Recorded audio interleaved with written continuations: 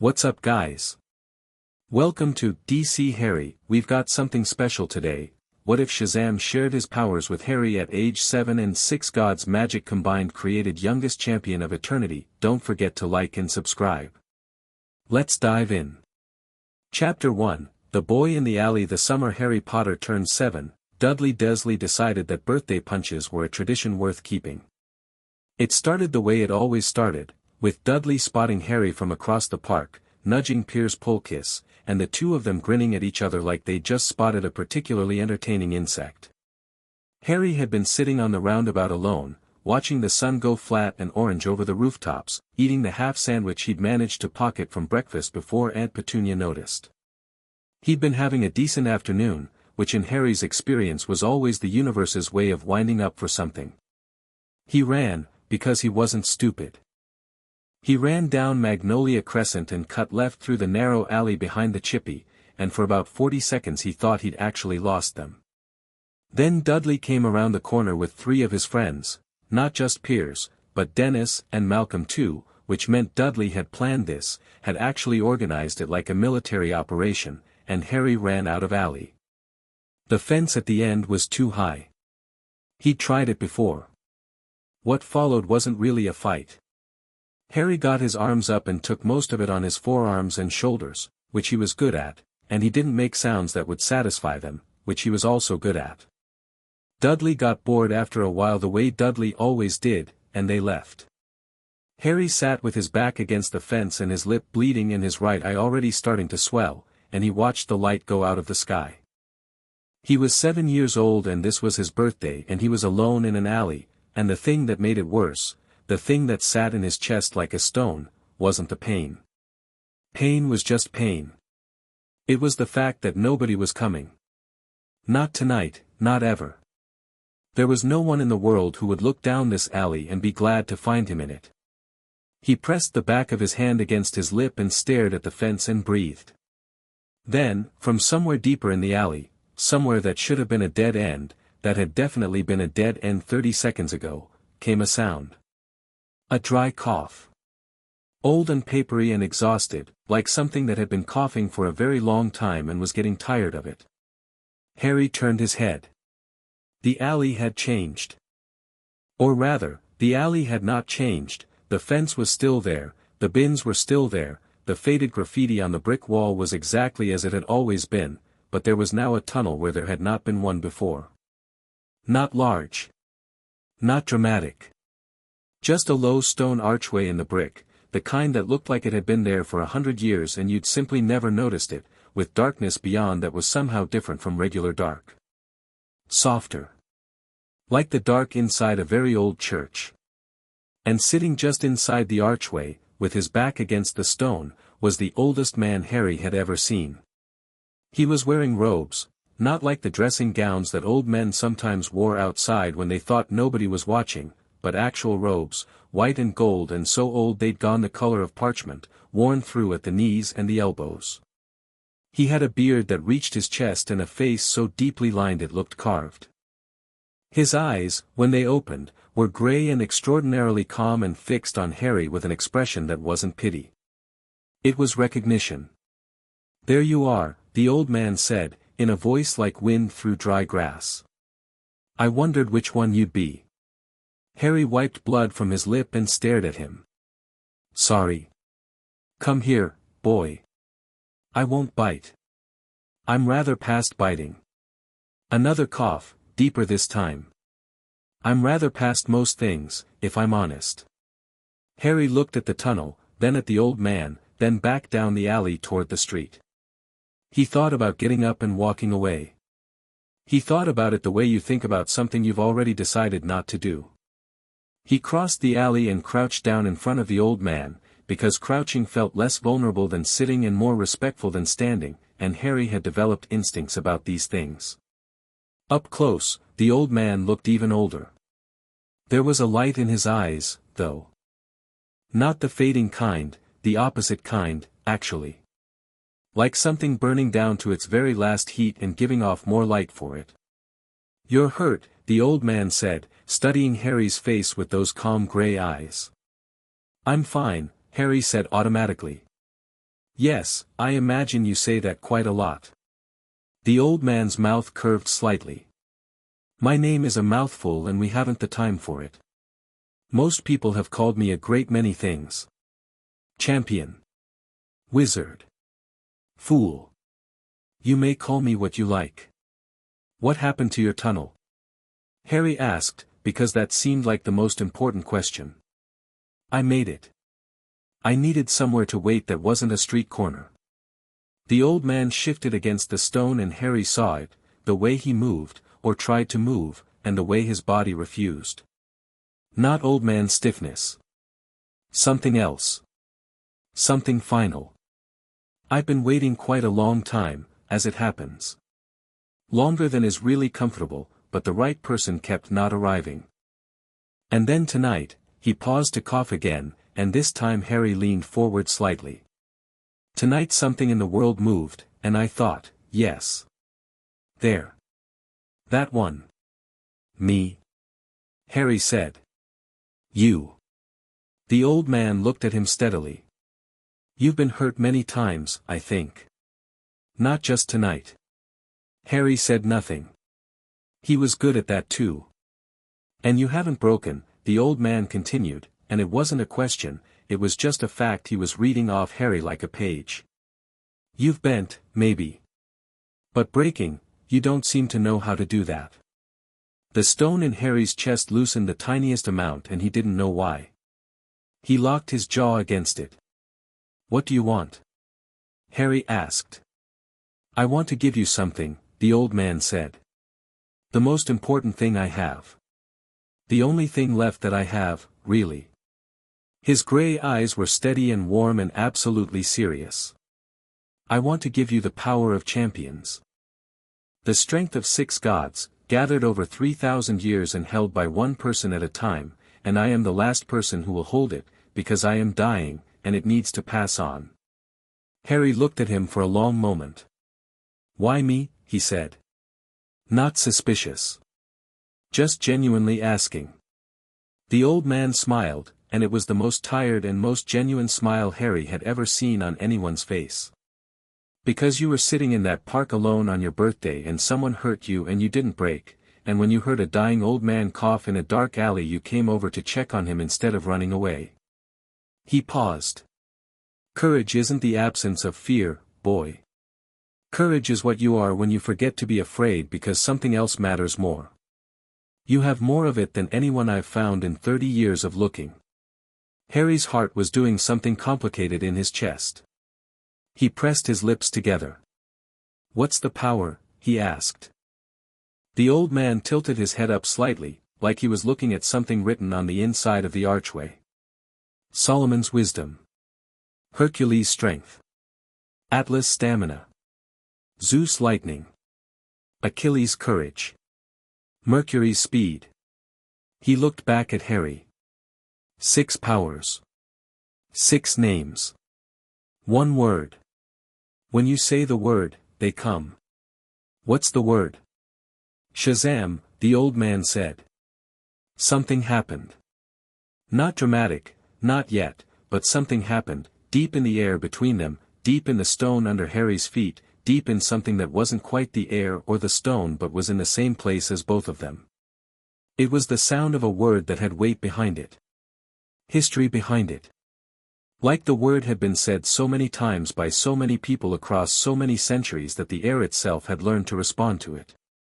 Harry felt it in his chest, in the same place the stone had been. You say it, the old man said quietly, and the power comes. But it won't just be my power, boy, that's the thing I should tell you, because you deserve honesty more than you deserve a simple answer.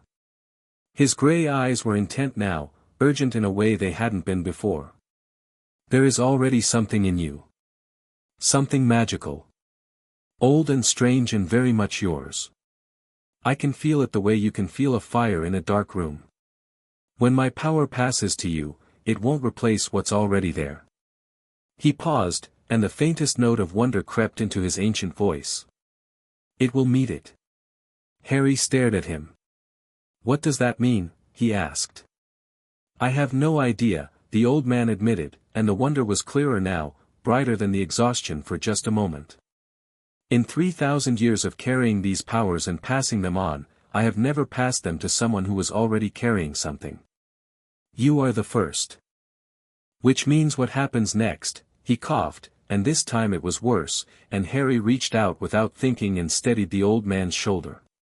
What happens next is yours. Not mine. Not the gods. Yours. The alley was very quiet.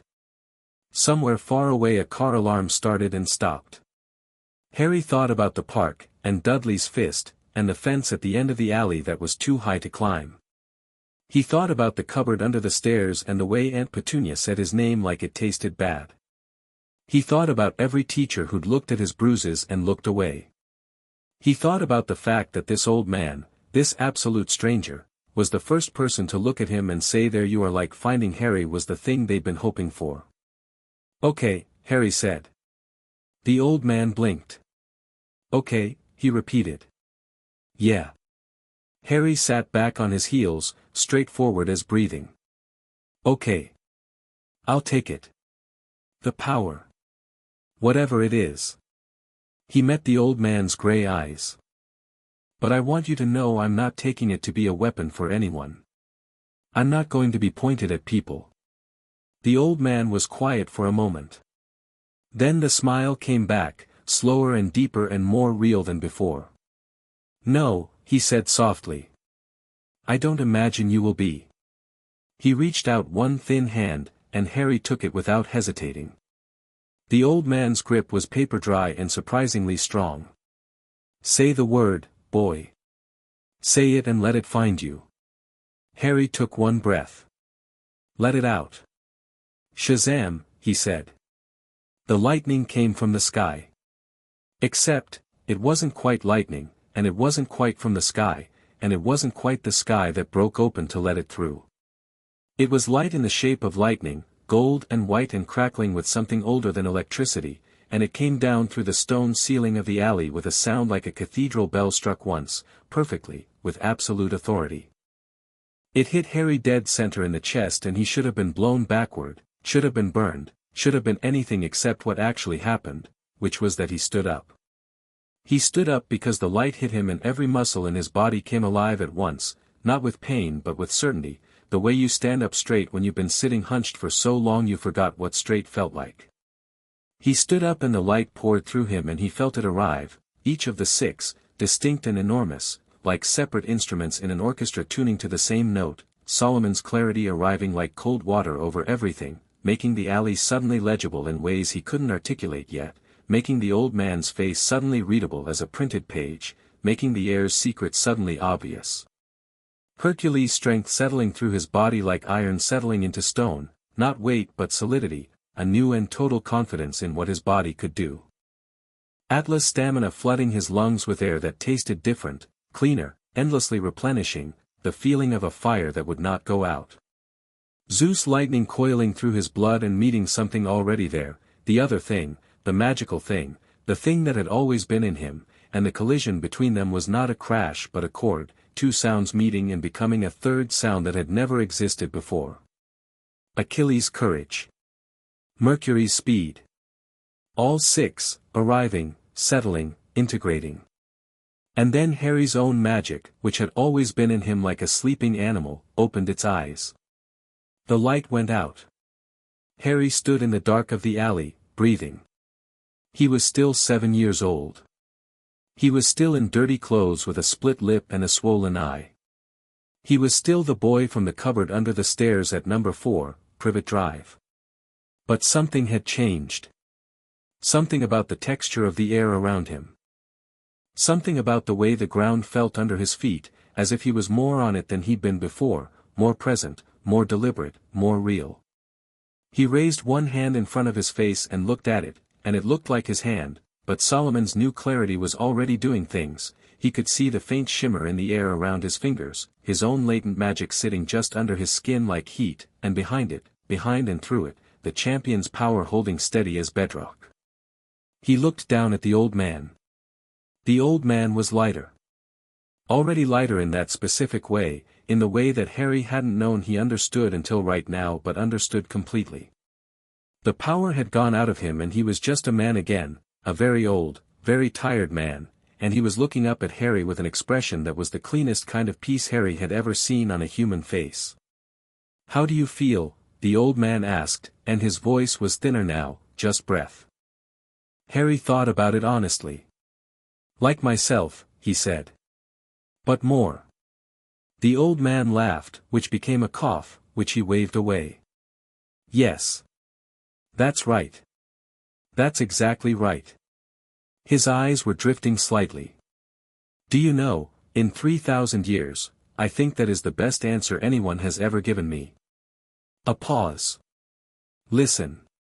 The word changes you to your champion form and back again. But because of what you carry, because of the other thing in you, I suspect the change will be yours to define. Don't let anyone define it for you." "I won't," Harry said. And meant it the way he meant everything, completely, quietly, with his whole chest behind it. "Good." The old man's eyes were closing. "Good. Go on, then. The world is very large and there's a great deal to see." A last breath, long and satisfied. "Happy birthday, boy." The archway was gone when Harry turned around. The tunnel was gone. There was just the alley, just the brick and the bins and the summer dark, and Harry was standing in it alone. He looked up. One star had come out, dead overhead, brilliant and unwavering. He looked at his hands again. He said it experimentally, quietly, more to feel the shape of it than anything else. Shazam. The lightning came down again, and this time Harry laughed, short and surprised and genuine, the laugh of a boy who has just discovered that physics is negotiable, because it didn't hurt even slightly. The light hit him and moved through him, and this time he felt the change, something in his body optimizing, resolving, everything settling into the champion state, and he was standing in the alley feeling like the whole world was made of something he could work with. He looked at the fence at the end of the alley. The fence that was too high to climb. He walked up to it, put one hand on the top rail, and vaulted it like it was nothing, and it was nothing, it was absolutely nothing, it was like stepping over a crack in the pavement, and he landed on the other side and kept walking. He said the word again and the lightning came back and he was 7 years old again in dirty clothes, and he kept walking, because Privet Drive was only 2 streets over and he should probably be home before Uncle Vernon noticed he wasn't, and he had a great deal to think about. He was quiet for 3 days. Not the frightened quiet, not the make yourself small quiet, a different kind. Thinking quiet. Solomon's wisdom had arrived with a great deal of information and Harry needed time to sort through it, the way you need time to read a very long book in a language you've just taught yourself. He sat in the garden on the 3rd day and thought about what he now knew. That he was a wizard, yes, the wisdom had given him the word for it the first night, rising up like a fact that had always been there waiting for a label. That his parents had been killed by another wizard, something dark and old and not entirely gone, which sat uneasily at the back of his mind and he filed it away to think about properly later.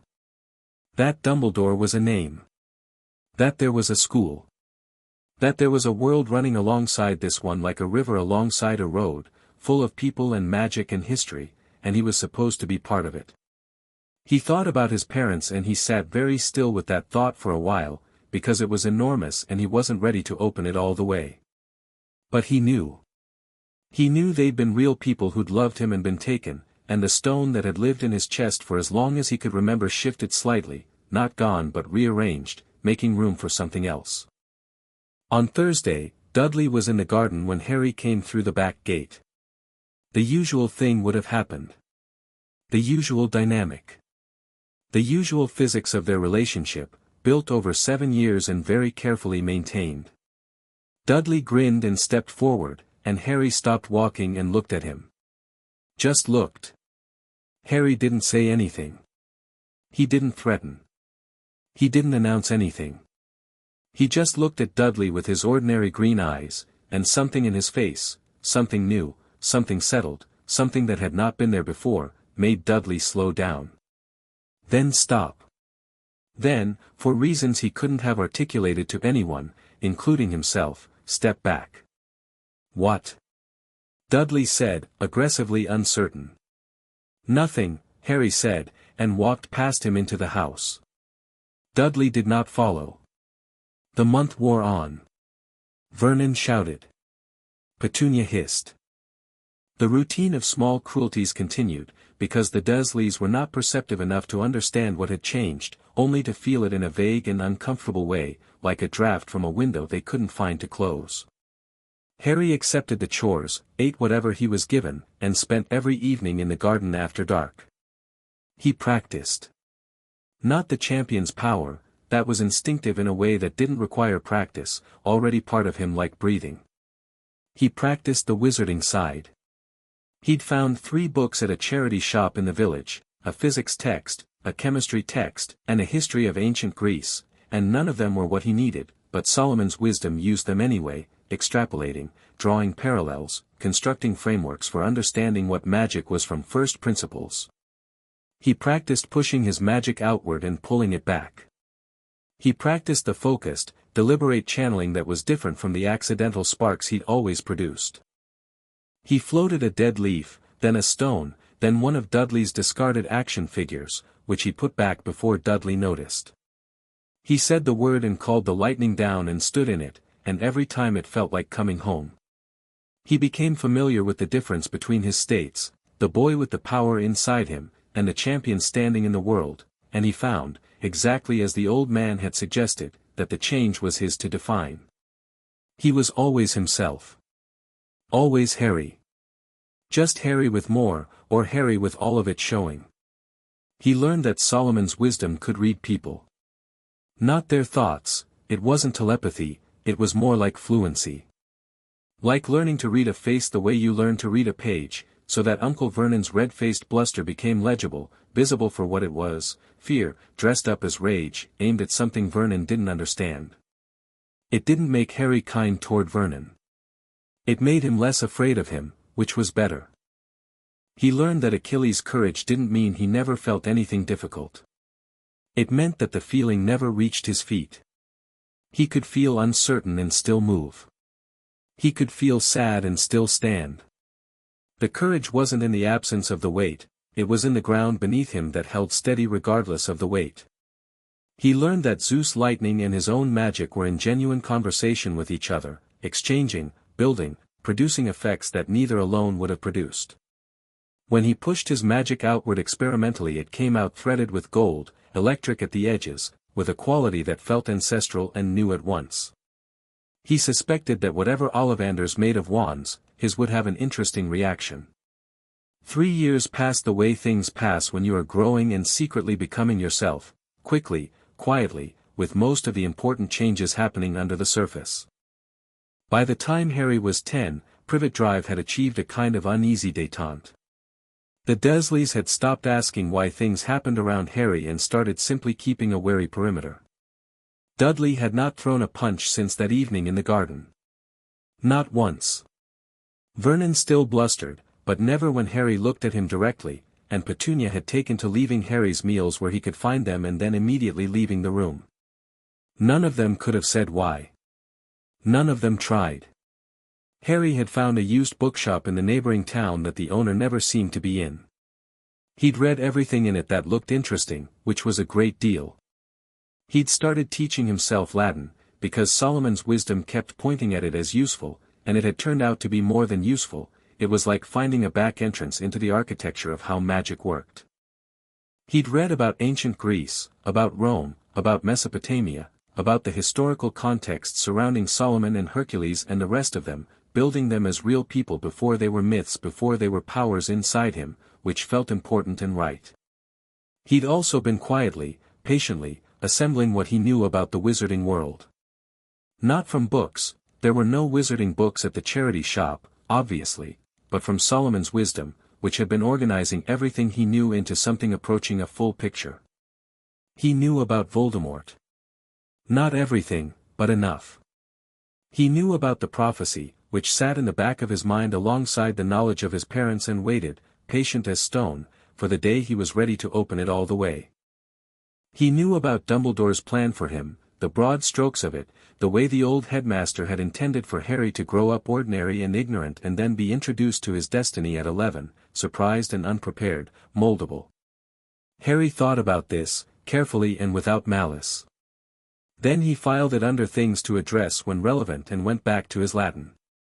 The summer before his 11th birthday, he sat on the roof of the garden shed, which he'd worked out he could reach by shimmying up the drainpipe, and which gave him enough sky to breathe, and he looked at the stars, and he thought about the old man in the alley, and he said the word once, just because he liked how it felt, and the lightning came down and gold light moved through the summer dark, and Harry Potter sat in it and smiled.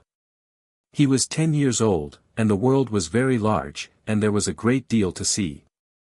He was ready. The letter came on a Tuesday. Not just one letter, 11 letters, on consecutive days, because the Dursleys had already started their campaign of interception and the Owls had already started their campaign of escalation. Harry watched this unfold with mild interest and a complete absence of anxiety. On the 4th day, when Vernon had boarded up the mail slot and was looking smug about it, Harry simply waited until everyone was asleep, walked down the stairs, said the word quietly at the bottom of them, and with the easy, total precision that came from 3 years of practice, he reached through the sealed door and pulled the letter through like it was nothing, the wood parting before his magic the way water parts around a stone. He sat on the kitchen floor in the dark and read it. Dear Mr. Potter, we are pleased to inform you that you have been accepted at Hogwarts School of Witchcraft and Wizardry. Harry read the whole thing twice. He read the supply list. He read the note about the Hogwarts Express. He folded the letter and held it in both hands for a moment, feeling the slight warmth of whatever charm was embedded in the parchment.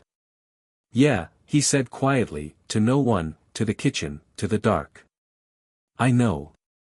He went back to bed. On the 7th day, with the Dursleys fleeing toward a hut on a rock in the middle of the sea and clearly intending to outwit the entire wizarding postal service, Harry sat on the floor of the hut listening to the storm outside and waited. Just before midnight, when Dudley had fallen asleep and Vernon was nodding over his shotgun and Petunia was making the face she made when she was pretending nothing was happening, the door of the hut came off its hinges. Not violently. It simply opened in the way that things open when they were never going to stay closed. And in the gap, enormous and rain-soaked and carrying an umbrella that had seen better centuries, stood a man the size of a small building. Harry Potter, the giant man said, with a smile like a sunrise over a very large mountain. Happy birthday. Bit late, I know. Had a time getting here. Yeah, didn't make it easy. Harry grinned at him. That wasn't me, he said, which was technically true. I'm Harry. You're Hagrid, aren't you? Hagrid stopped. Stared. How'd ya, nobody told ya, I worked it out, Harry said.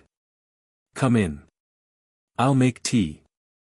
In the morning, after Hagrid had given Dudley a pig's tail, which Harry had watched with genuine amusement and a complete lack of surprise because Solomon's wisdom had, about 40 seconds before it happened, quietly noted that Hagrid had a wand in his umbrella and that Dudley was in the optimal range for a retaliatory jinx, Harry gathered the two things he owned that actually mattered to him, the letter and the photo of his parents he'd found in a box in the attic 2 years ago. He put them in his jacket pocket. He picked up the duffel bag he'd quietly packed 3 days ago. You're packed already, Hagrid said, peering at him. I've been packed for a while, Harry said.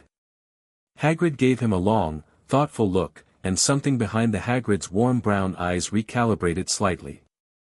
Yerry a strange kid, Harry Potter, he said, but it came out fond rather than unsettled.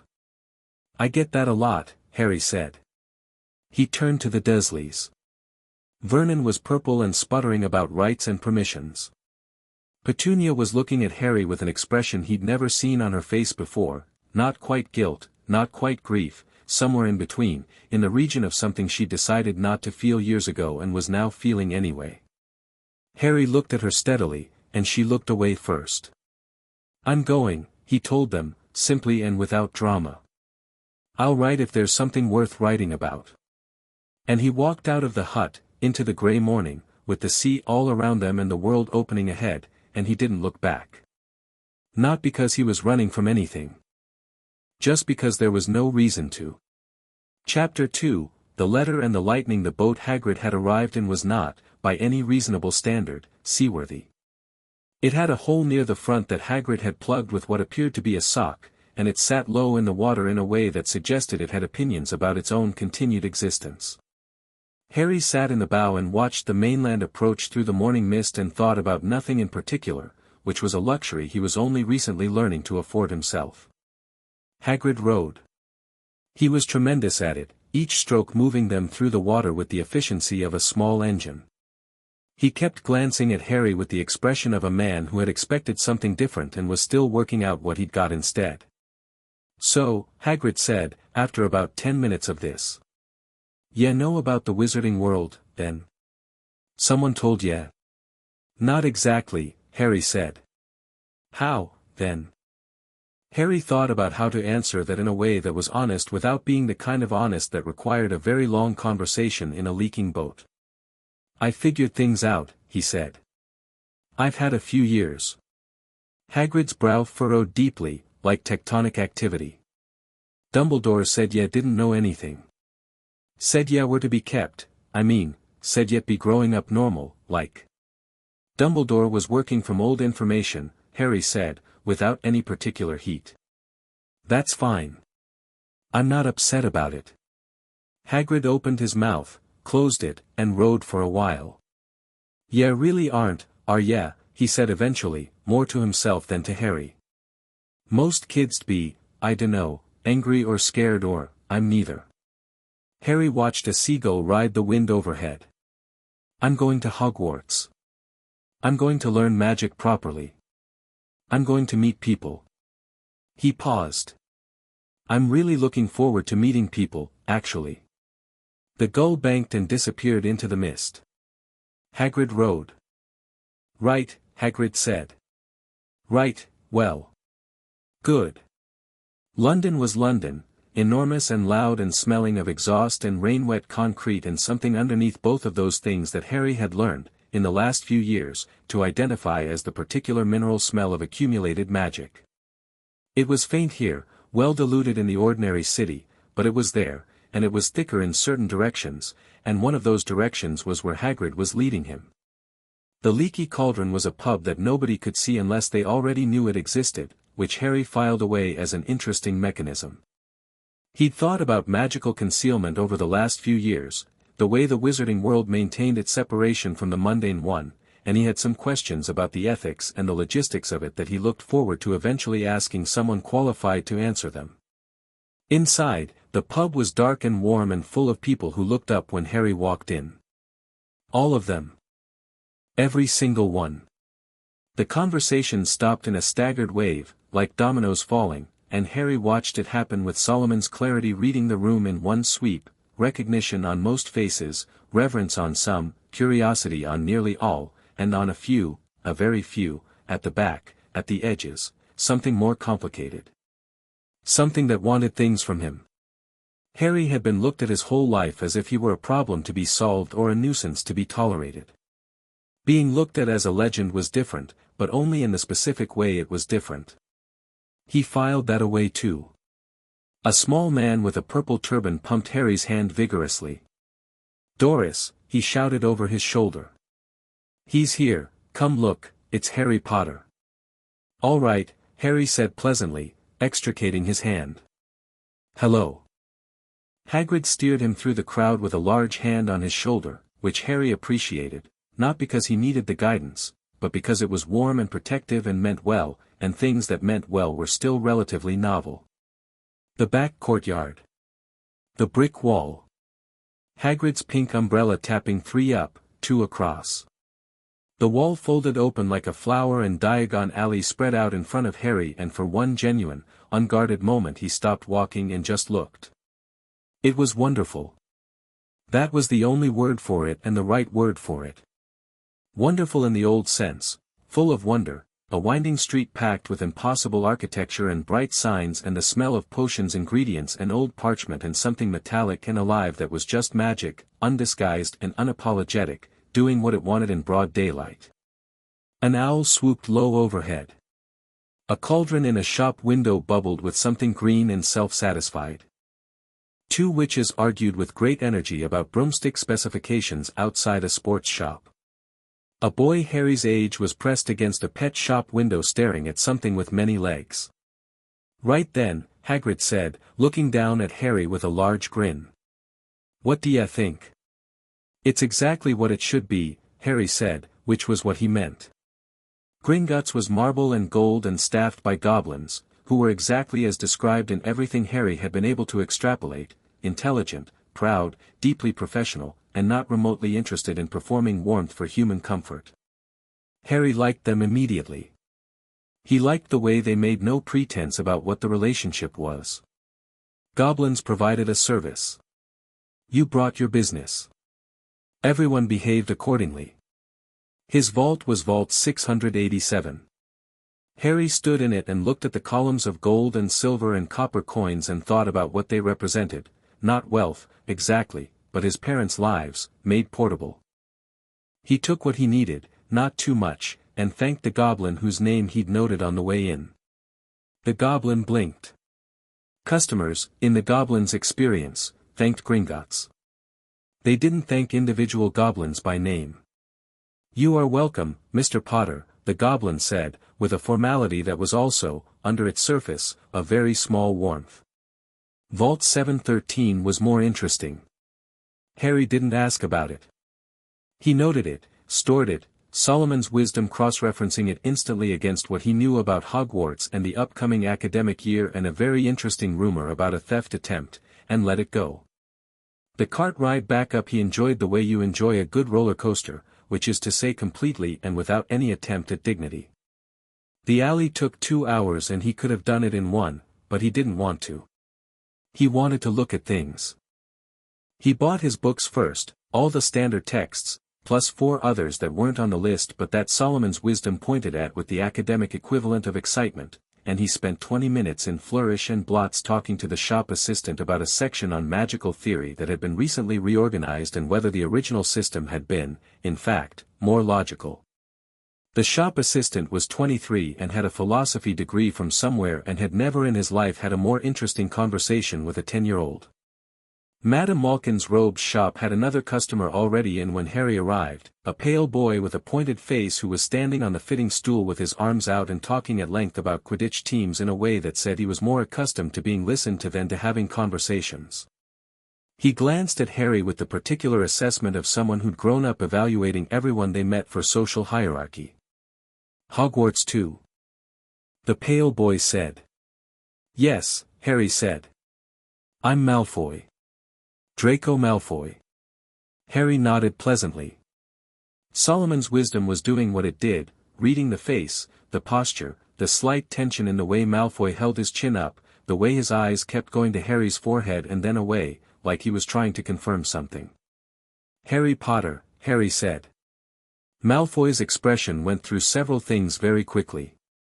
Harry watched them pass. Surprise. Recalculation.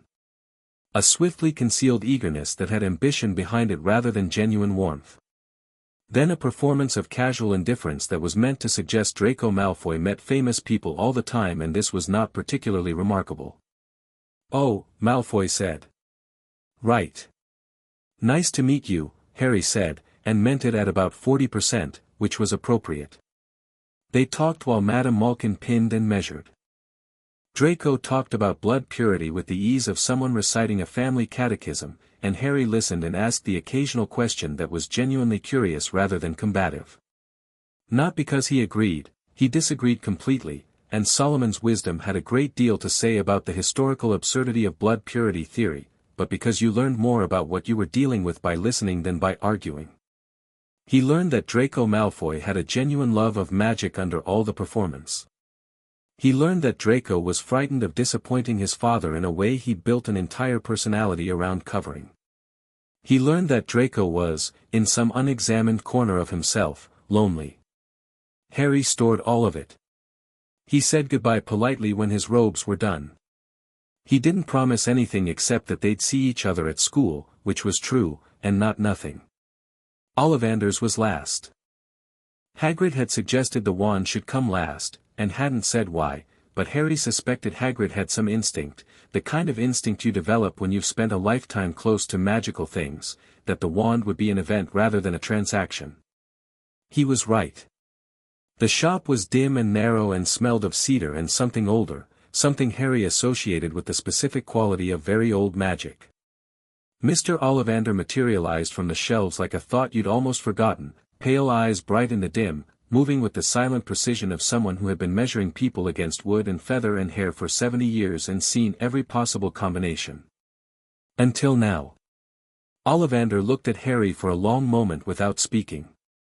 The pale eyes moved over him the way Harry's wisdom moved over rooms, reading, measuring, cross-referencing. Then something shifted in those eyes. A slight narrowing. Not alarm, exactly. More the expression of a craftsman who has just encountered a material he hasn't worked with before. Harry Potter, Ollivander said, softly, as if the name was a key he was testing in a lock. I wondered when I'd see you. He tilted his head. I also wonder, yes. Something about you is somewhat different than I expected. I get that a lot, Harry said. Ollivander moved to his shelves without further comment. Let's try the conventional approach first and see where it gets us.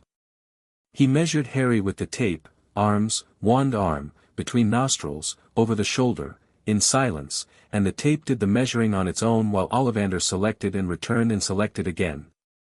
The first wand was spruce and dragon heartstring, 9 inches. Harry picked it up and felt it the way you feel the wrong tool for a job, not unpleasant, just beside the point. He gave it a wave and a stack of Ollivander's boxes shuffled themselves sideways. Ollivander removed it smoothly. The second was maple and unicorn hair, 10.5 inches. A pleasant warmth in the grip, a sense of wanting to cooperate, but still not right. A vase on the counter levitated itself to the ceiling and stayed there. The third, ebony and phoenix feather, 12 inches, was interesting. Harry could feel the phoenix feather reaching for him, trying to match him, getting close in a way the others hadn't. He gave it a wave and felt his own magic surge forward to meet it, and the surge was bigger than he'd expected, bigger than the wand could easily handle, and 3 shelves of boxes cascaded to the floor simultaneously. Ollivander stood very still, looking at the boxes on the floor, looking at Harry, looking at his hands. Fascinating, he said. Sorry about the boxes, Harry said. Don't be. Ollivander retrieved the wand with the look of a man who has just had a hypothesis confirmed that he's been sitting on for a while. You are aware, he said carefully, that I sold the wand whose phoenix feathers pair is in that one. Yes, Harry said. Ollivander looked at him for several seconds. And you seem entirely untroubled by that. I know what it means, Harry said simply. It doesn't frighten me. Another long look. Then Ollivander turned back to his shelves and this time he went deeper, further back, to a section that clearly received fewer visits. He came back with a box that was older than the others, the wood darker, the label written in a hand that predated the current filing system. I have had this one for a very long time, Ollivander said, setting the box on the counter. I made it long before I understood why.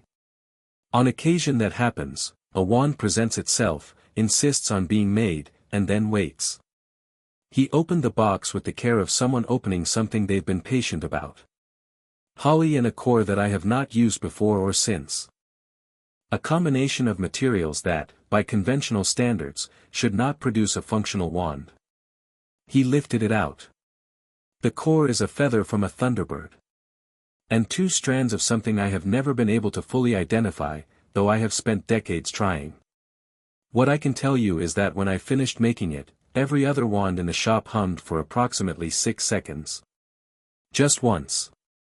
And then stopped. He held it out. Harry took it. The shop exploded into light.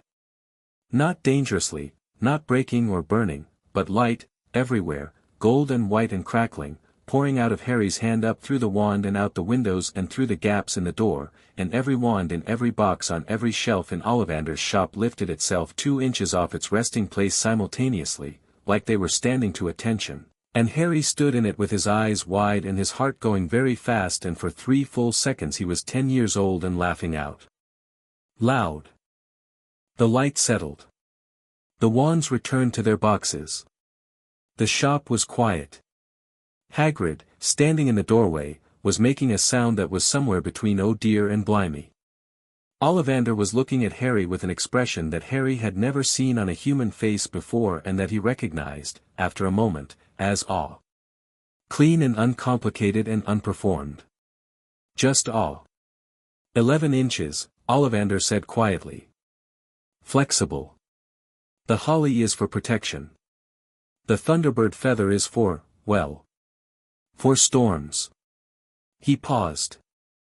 I believe this wand has been waiting for you specifically, Mr. Potter. Not metaphorically. I mean that in the most literal sense I know how to apply. Harry looked at the wand in his hand. It felt like part of his hand. It felt like a word he'd known the meaning of for years and had only just been told how to pronounce. What do I owe you? Harry asked. Ollivander waved the question aside. 7 galleons is the standard price. But Mr. Potter, a question, if you'll forgive an old man's curiosity. Of course, Harry said. You said you know what it means, the wand's connection to the other. To him. Ollivander's pale eyes were steady and direct. You are not afraid. No, Harry said. Why not? Harry thought about it honestly, the way he thought about everything. Because being afraid of him would assume he's the most significant thing about my situation, he said. And I don't think he is. Ollivander was quiet for a very long moment. Then he put the wand's box down on the counter and said, simply and finally, no. I don't suppose he is. They had ice cream at Florian Fortescue's, Harry got mint chocolate chip, Hagrid got a sundae that required architectural support, and sat in the bright afternoon, and Hagrid talked about Hogwarts with the enthusiasm of someone describing a beloved home, which it was. Harry listened with real interest, asking questions that made Hagrid's eyes go thoughtful between answers. Yeah, ask good questions, Hagrid said eventually, dripping hot fudge on his shirt. I've had a lot of time to think about what I want to ask, Harry said. What is it you're most looking forward to? Harry thought about it. Not Quidditch, though that sounded genuinely excellent. Not the magic, which he'd been studying informally for years. He thought about the alley's crowds, about Madame Malkin's shop, about the way people in Gringotts had talked to each other, building on each other's thoughts. People, Harry said. I'm most looking forward to people.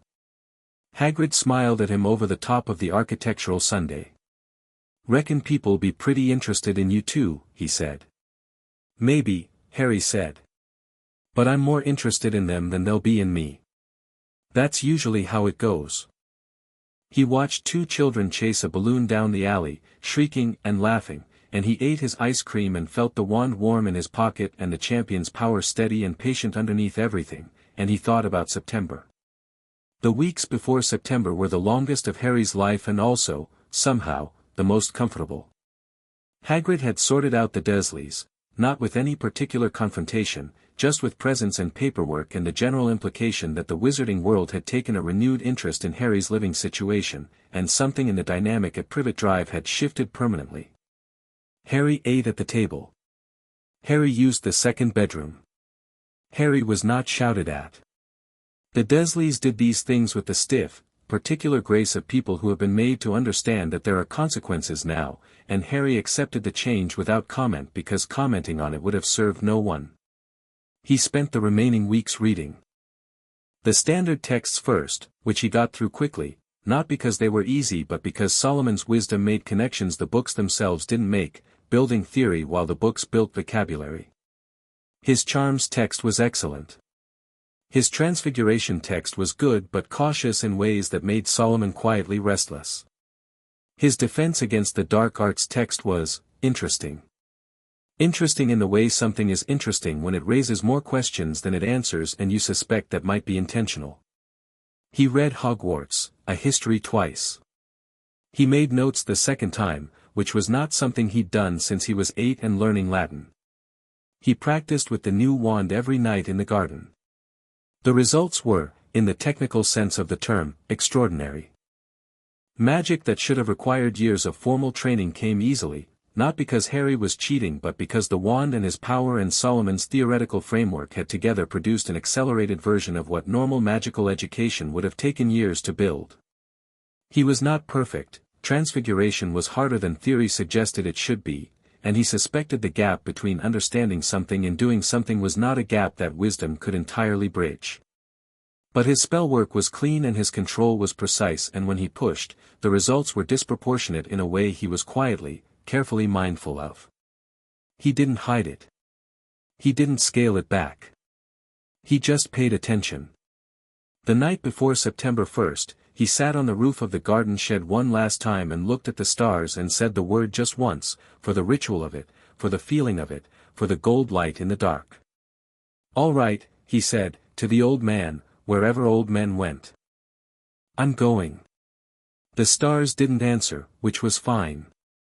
He hadn't expected them to. He went inside and slept 8 hours without dreaming. King's Cross was everything a major London train station was, crowded and loud and smelling of coffee and diesel and the particular anxious excitement of people going places. Harry navigated it alone, which was fine because he'd navigated things alone his whole life and was excellent at it. He found the barrier between platforms 9 and 10 and stood in front of it for a moment, looking at the solid brick wall and the crowds moving past on both sides. A woman with red hair was moving through the crowd ahead of him, trailed by what appeared to be every child she had ever had, which was a considerable number. She stopped near the barrier and said something to one of them, a tall boy with a prefect badge, and Harry caught the words Muggleborns and don't worry and stored them, then followed the family through the barrier at a 10-second interval because that seemed polite.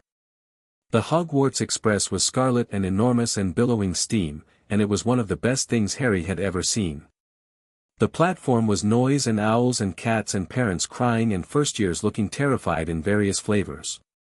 Harry put his trunk on the train and found an empty compartment near the front and sat down and watched the platform through the window. He watched a boy with the same red hair as the family he'd followed, struggling to get a large trunk aboard on his own. Harry watched him wrestle with it for about 30 seconds, then got up and went out onto the platform. "Want a hand?" he said. The boy looked at him. He had freckles and a straightforward, open face and the kind of expression that said he hadn't yet learned to be suspicious of people who offered help. "Yeah, actually. Cheers." They got the trunk aboard in about 15 seconds. "I'm Ron. Ron Weasley. Harry Potter." Ron's expression went through the recognitions, the same recognitions Harry had been watching all day, but they resolved differently in Ron's face than they had in anyone else's. There was surprise, yes. But then the surprise gave way to something more like excited curiosity than reverence or calculation, and Ron said, "Wicked," with such complete sincerity that Harry laughed. "Your family just came through," Harry said. "I followed you through the barrier. Hope that's all right." "Oh, the whole lot of them," Ron said, with the particular affectionate exasperation of someone with many siblings. "Yeah, they always make a production of it. Mum cries every year." He paused. Was that weird, laughing at that? "No," Harry said. It was honest. They went back to Harry's compartment and the train pulled out of the station and Ron's rat fell asleep immediately and they talked for the better part of 3 hours with the ease of people who have been waiting for each other without knowing it. Ron talked about Quidditch with a technical depth that Harry found immediately compelling. Harry asked questions that made Ron go slightly incredulous. "You've never even heard of the Chudley Cannons?" And then enthusiastically educational. Ron was funny in a dry, self-deprecating way, and he was honest, and he never said anything about the scar except to look at it once at the beginning and then, with deliberate casualness, not look at it again. Harry liked him a great deal. The compartment door slid open about 2 hours in. A girl with bushy brown hair and a sharp, evaluating look stood in the doorway, clearly mid-mission. "Sorry, have you seen a toad? A boy named Neville's lost one." Haven't, sorry, Harry said. Then, because she was clearly about to leave and he was honestly curious, you've read all the standard texts already, haven't you? She stopped. Turned back. The evaluating look sharpened into something more interested. How did you know? The way you're looking at things, Harry said. Like you're cross-referencing. The girl was quiet for a moment in the way people are quiet when they've been seen accurately and aren't sure yet if that's pleasant or unnerving. Then she came into the compartment and sat down. Hermione Granger. Harry Potter. I know, she said, and then, with the slightly aggressive preemptiveness of someone used to being judged before they've spoken, I've read all about you, of course. In modern magical history and the rise and fall of the dark arts and, what did you think? Harry asked. She blinked. Sorry. Of what you read. About me. What did you think? Nobody had ever asked Hermione Granger what she thought about something within 90 seconds of meeting her. She opened her mouth, closed it, and then said, with increasing directness as she went, I thought the accounts were hagiographic and light on actual information, and that treating a child as a historical figure while that child is still alive raises serious questions about perspective. And I thought you probably weren't anything like what any of them described because primary sources are almost always more interesting than the secondary literature. She stopped. Looked slightly pink. Harry nodded. You're right on all counts, he said. Sit down. Ron was just explaining why the Chudley Cannons are objectively the right choice despite their win record. I said they had heart, Ron said, with dignity. I never said they won. Hermione sat down. She had a small book open on her knee within 2 minutes. She looked up from it 3 minutes after that and asked Ron a question about the rules of Quidditch that turned into a 20-minute argument that Harry refereed with Solomon's impartiality and quiet enjoyment. The train rolled north through rain and early dark. Someone came round with a trolley of sweets and Harry bought enough for all 3 of them, which made Ron go slightly pink and say he could pay for himself, and Harry said he knew and offered him a chocolate frog anyway, and that was the end of that. The trolley had barely rounded the corner when the compartment door opened again. Draco Malfoy stood in it, flanked by 2 large boys who had the particular energy of people who had decided their role in life was to stand near someone and look intimidating. Potter, Malfoy said, with the manufactured ease of someone who practiced entrances. His eyes moved to Ron with the particular assessment Harry had watched him use in Madame Malkin's, calibrating, categorizing. His mouth did a slight thing. You want to be careful, he said to Harry, with the generous tone of someone offering advice they haven't been asked for, who you make friends with. Some wizarding families are better than others. His gaze was on Ron, unmistakably. Ron went slightly red. Harry looked at Malfoy pleasantly. Draco, he said. We've met. I remember thinking you were smarter than this. Malfoy's manufactured ease cracked slightly. Excuse me. You're in a train carriage with someone you want to impress, Harry said, perfectly conversational, and you've just insulted someone he clearly already likes, which means whatever you thought this was going to accomplish, it won't. He tilted his head slightly. I'm genuinely telling you this because I think you'd figure it out eventually and be annoyed with yourself. You're better at reading rooms than this. I saw you do it. The cracked ease went through a complicated series of expressions. Malfoy's 2 large companions looked at each other. My name is Malfoy, Draco said, more stiffly than he'd intended. I know, Harry said. Your father is Lucius Malfoy, who sits on several important ministry committees and donated significantly to Hogwarts last year. You're good at Quidditch, Seeker, I'd guess, based on your hands. You've been told your whole life that you're exceptional and you're trying to work out whether I think so too. A pause. I haven't decided yet. I'll let you know. The silence in the compartment was specific and absolute. Draco Malfoy, who was not in fact stupid, stared at Harry Potter for 5 full seconds. Then he turned and left, pulling the door shut behind him with precisely calibrated force. The 2 large boys followed. Ron let out a long breath. That was, I know, Harry said. Did you mean it? That you'll let him know? Harry thought about Draco in Madame Malkin's. The genuine love of magic. The loneliness. Yeah, he said. I meant it. Hermione was looking at Harry with an expression that she hadn't worn yet in the conversation, not the evaluating look or the cross-referencing look or the slightly competitive intellectual look. A simpler expression. Something decided.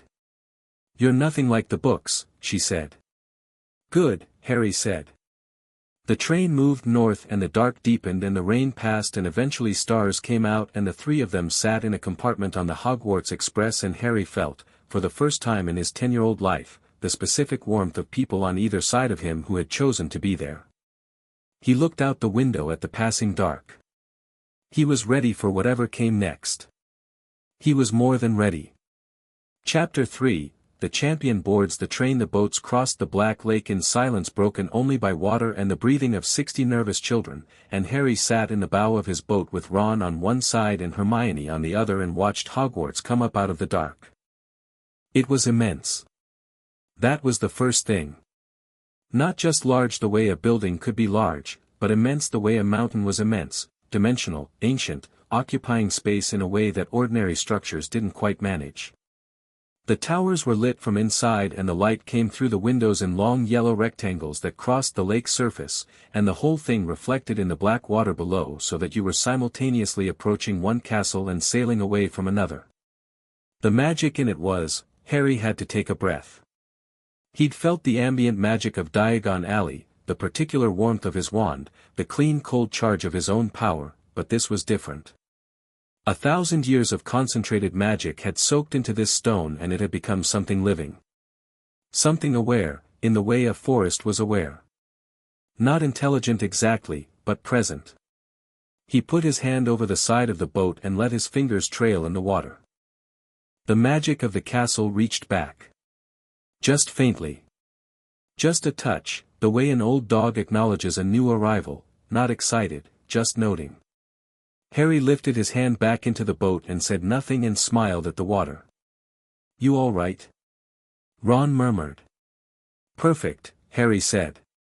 Ron glanced at the castle and then at Harry and clearly decided that whatever was going on with Harry Potter was probably fine and looked back at the castle, which was the right call.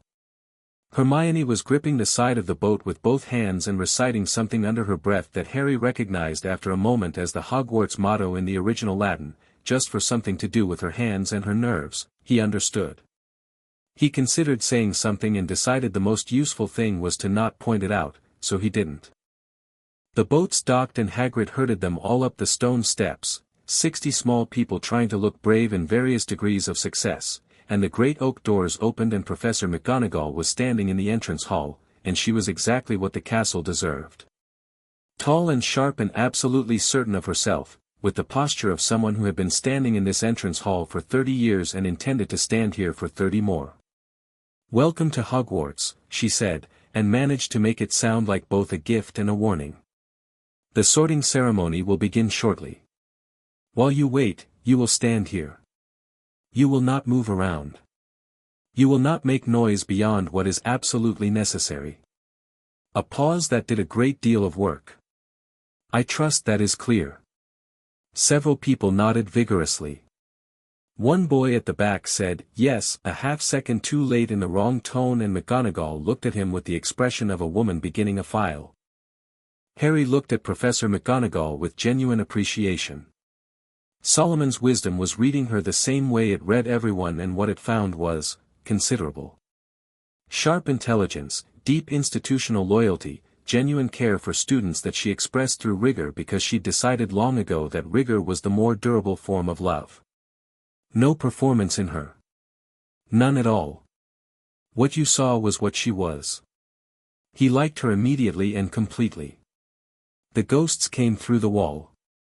Harry watched the first years react, jumping, gasping. The girl next to Hermione grabbed Hermione's arm and Hermione let her, which said something, and then watched the ghosts themselves. They moved with the habitual ease of people very accustomed to their situation. The fat friar was warm and chattily welcoming. The bloody baron was silent and observant in a way that made him more interesting than the chatty ones. A ghost in Elizabethan ruff was making a speech about house championships that the other ghosts were clearly very tired of. Harry's eyes moved around the entrance hall. The stone. The candles. The marble staircase. The suits of armor. He was cataloguing without trying to, Solomon building a map. Then something caught his attention that wasn't stone or armor.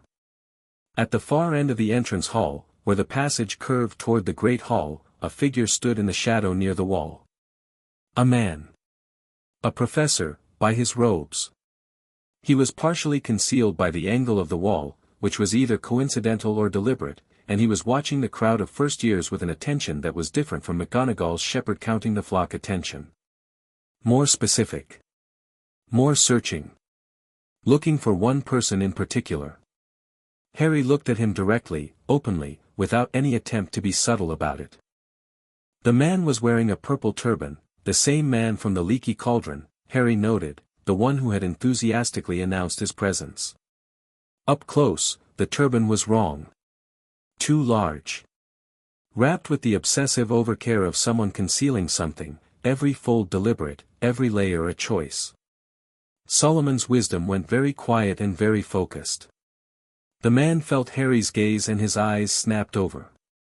For just a moment, a fraction of a second, the span of a blink, something happened in those eyes. Not the excitement of recognition he'd shown in the pub. Something that moved away from that quickly, something that tightened, something calculating and hungry. Then the performance came back up and he smiled with his whole face. Harry smiled back, calm and open and absolutely attentive. The man looked away first. Harry stored everything about that interaction in the part of his mind where he kept things to be returned to, and turned his attention back to McGonagall, who had reappeared and was leading them through the doors into the Great Hall. The Great Hall was lit by thousands of candles floating in the air above 4 long tables, and above the candles was a ceiling that wasn't a ceiling. It was the sky, not a painting of the sky, not an illusion, but an actual enchantment that rendered the ceiling into the night above, clouds moving slowly across it, stars visible between the gaps, and the whole thing reflected in 400 upturned faces. Harry looked at it the same way he'd looked at the castle from the lake, with the clean, uncomplicated appreciation of someone who recognized extraordinary craftsmanship. The 4 tables were loud and curious. Harry could feel the wave of attention the moment the doors opened, 60 first-years walking into a hall of 400 older students, and every pair of eyes tracking the procession the way they always did, looking for faces, looking for drama, looking for the name they already knew was somewhere in the line. He heard his name start moving through the hall like a ripple in a pond the moment the first people in the front rows got a clear look at him. "That's him, Potter, Harry Potter, where?" "There, the one in the front," Harry kept walking. His face was pleasant and neutral and he made brief, direct eye contact with people he passed, which had the interesting effect of making them stop whispering and look slightly startled, as if they'd expected him to be looking at something other than them. The sorting hat was on a stool at the front of the hall. It was battered and ancient and still in the way that old things with a great deal of magic in them were still, not inert but patient. McGonagall set it down and it came alive instantly, a rip near the brim opening to form a mouth, and then it sang. It sang about the houses, which Harry already knew about. He listened to the subtext of the song more than the text. The way the hat described Gryffindor made courage sound like a choice rather than a trait, which he agreed with. The way it described Slytherin had a particular phrasing around ambition that was carefully neutral, which told him something about the hat's perspective on political neutrality. He filed all of this. The sorting began. Names were called alphabetically and first years sat on the stool and the hat was placed on their heads and Harry watched the hat's reactions, the slight movements, the thinking pauses, the occasional brief deliberation, and built a vocabulary for it. Hannah Abbott, Hufflepuff, quickly, no drama. Terry Boot, Ravenclaw, a pause of about 4 seconds. Millicent Bulstrode, Slytherin, immediate. Hermione Granger was called and she walked to the stool with her chin up and her hands fisted at her sides, and the hat barely touched her head before shouting Gryffindor, which made Hermione exhale so hard it was almost audible from where Harry stood. Ron went next. Gryffindor, about 3 seconds, and he was grinning before the hat finished saying it. Harry watched the hat sort 11 more people. Then McGonagall looked at her list and said, with the same composure she'd said every other name, Potter, Harry. The hall went so quiet so quickly it was almost physical. Harry heard it, the way conversation didn't just diminish but stopped, completely, cleanly, as if someone had drawn a curtain across every other sound. He walked to the stool with the same walk he'd been walking all night and sat down and put the hat on his own head. It was dark under the brim. It was warm in a specific, inhabited way. Then the hat's voice, directly into his thoughts, sharp and surprised, "Oh. Oh, that's interesting." Harry waited. "I have sorted 11,247 students in this hall," the hat said, and its mental voice had the quality of something doing rapid cataloging, "and I have never, not once, encountered anything quite like, there is more than one thing here. Two separate systems of power, deeply integrated, not in conflict, not competing, working together. And underneath both of them, something that is simply and entirely, you." Yes, Harry thought back. "You can hear me clearly." Of course. Most students cannot think back at me this directly. They experience me as an internal voice and respond emotionally rather than verbally. A pause with specific texture, the hat recalibrating, settling into a different kind of conversation. "You are aware of what you are." "I'm becoming more aware of it," Harry said honestly. "I don't think anyone is ever fully aware of what they are." The hat was quiet for a moment. "That is a remarkably wise thing for a 10-year-old to say." "I have access to Solomon's wisdom," Harry said. "Though I'd like to think some of it is mine." "It is," the hat said, with a certainty that was interesting. "The wisdom amplifies what's already present. It doesn't manufacture wisdom where none exists. The thought you just had, the epistemological humility of it, that is yours." Another pause. "Now. The sorting. You could go anywhere, and I mean that literally rather than as the polite caveat I usually offer students who have clearly been destined for one house since conception." "I know," Harry said. "Ravenclaw would provide intellectual companionship. You would thrive in it, though you would outpace it within 2 years." "I'm not looking for a place to be the cleverest," Harry said. "No," the hat agreed. "Slytherin, the ambition and cunning and sense of self-preservation are certainly present, but you use them in service of other things rather than as ends in themselves, which is a distinction Slytherin doesn't always appreciate. Hufflepuff has more of your actual values than any house gets credit for." "And Gryffindor has Ron and Hermione," Harry said. "That's your primary criterion?" "They're good people," Harry said simply. "I want to be around good people." The hat absorbed this. "You know," it said, with something in its ancient mental voice that might have been warmth, "in 11,000 sortings, no one has ever listed their preferred companions as the determining factor. They always list qualities. Bravery. Ambition. Intelligence. Loyalty." A pause. "You chose people. People are what qualities are for," Harry said. The hat laughed. It was a very strange sound to have directly in your head. "Gryffindor," it announced, and its voice was warm and certain, and the hall came apart. Not just applause.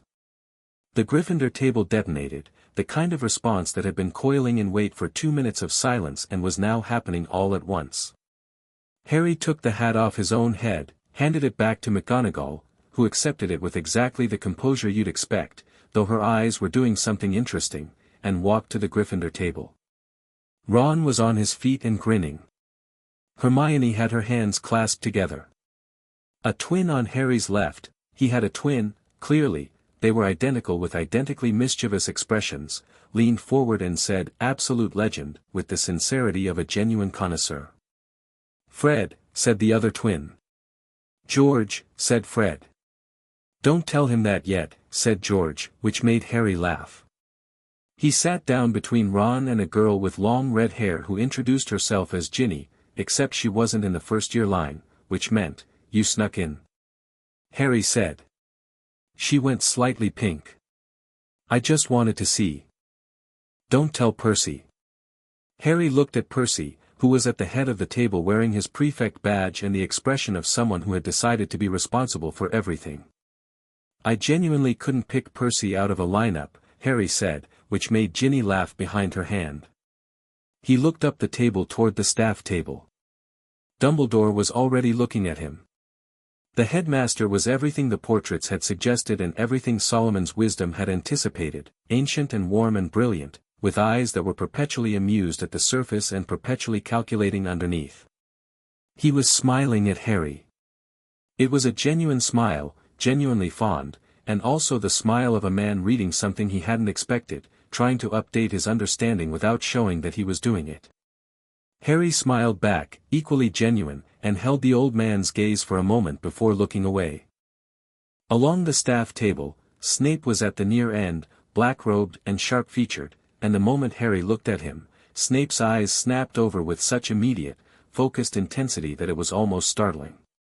The stare had an edge to it, probing, searching, the particular look of an exceptionally skilled legilimens reaching out instinctively and then, visibly, hitting something. Whatever Snape found when he reached toward Harry's mind, it stopped him. He didn't show it. He recovered immediately into his customary expression of blade-edged disdain. But for half a second he had been surprised, and Harry had seen it, and Snape knew Harry had seen it, and the resulting exchange of looks, the whole thing lasting about 3 seconds, established something between them that would take the rest of the year to play out. Harry looked away from Snape and back at his plate, which had just filled with more food than he'd seen in one place in his entire life. He ate everything.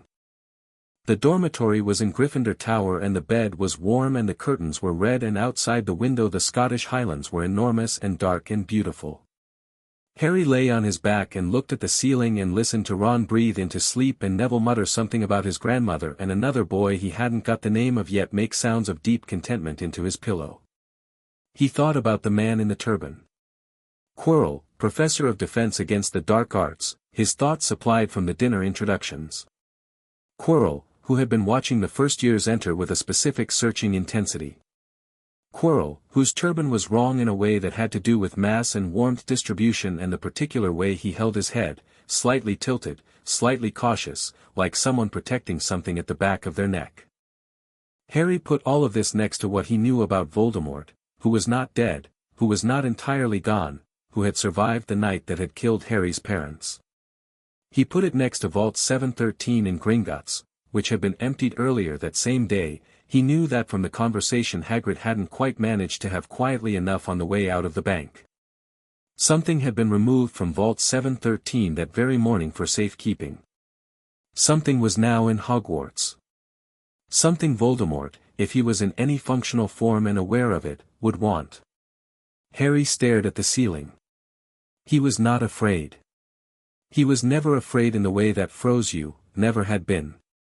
But he was paying very close attention, which was better.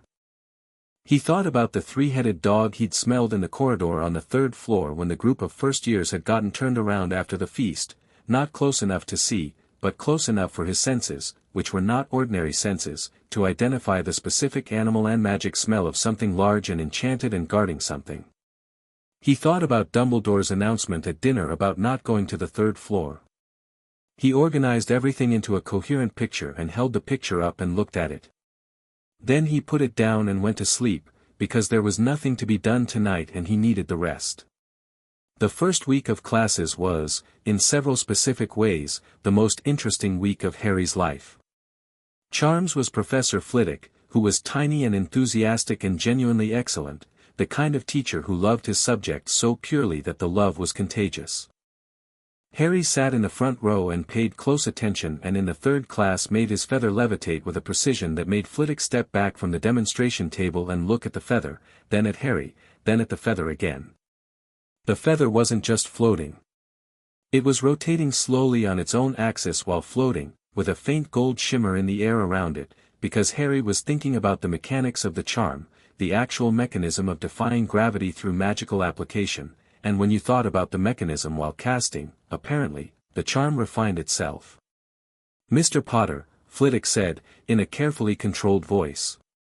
"Did you do that intentionally?" "The rotation was accidental," Harry said honestly. "I was thinking about angular momentum." The entire class looked at him. "Right," Flitwick said. He went slightly pink. "Well. Excellent control on the, yes. Full marks." Hermione, next to Harry, had her feather floating beautifully and was also looking at him with the expression she'd been working on since the train. "You were thinking about angular momentum," she said. "I got distracted," Harry said. "While successfully performing magic. I said it was accidental." She turned back to her feather with the look of someone making notes in their head. Her feather began rotating. Transfiguration was McGonagall, who was, as anticipated, extraordinary. She turned her desk into a pig and back again, and the class applauded, and she looked at them as if their applause was pleasant but beside the point. Transfiguration is some of the most complex and dangerous magic you will learn at Hogwarts. Anyone who messes around in my class will leave and not come back. She let that sit. "Any questions?"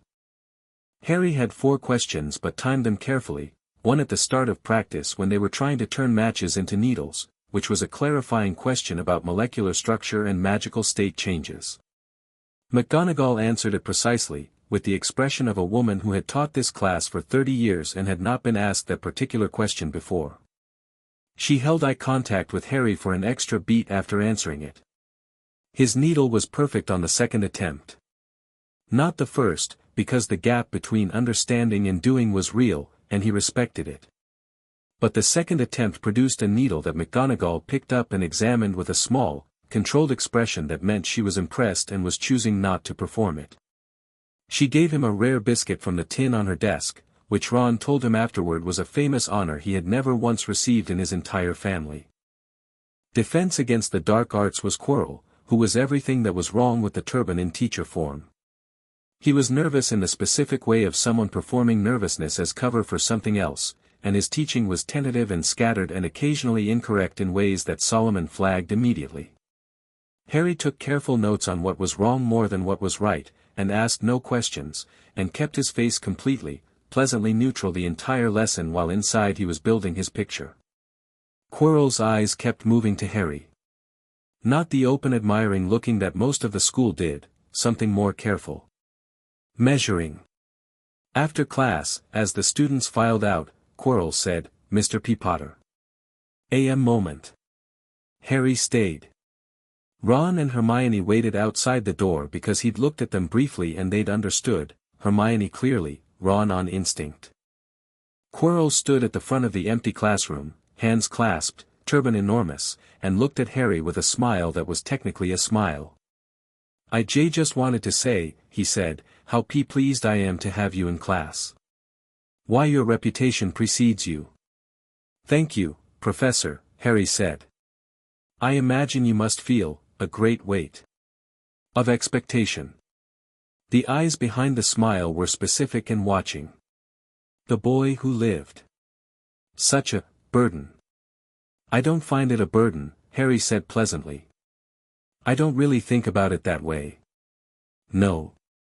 But surely," a pause, adjusting. "Surely the pressure. To live up to what people expect." "I don't do things to live up to what people expect," Harry said. "I do them because they're the right things to do." He smiled at Quirrell warmly. "I appreciate the concern, Professor. I'll see you next lesson." He walked out before Quirrell could find a way to continue the conversation. Ron fell into step with him immediately. "What was that about?" "Nothing interesting yet," Harry said. Hermione looked at his face. "You're watching him." "I'm watching everything," Harry said. "But him specifically, yes." She nodded slowly, not asking more. She had a quality he'd noticed in the first 2 days. She knew when questions would be answered at the right time and when they wouldn't, and she chose the right time without needing to be told. It was a quality he associated with genuine intelligence rather than the performed kind.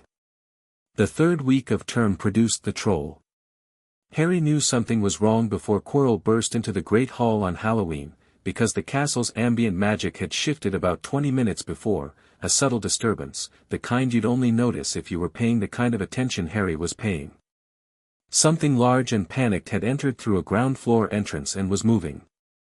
The stone's awareness was tracking it with a slow, massive concern, the way the ground feels a tremor before the surface registers it.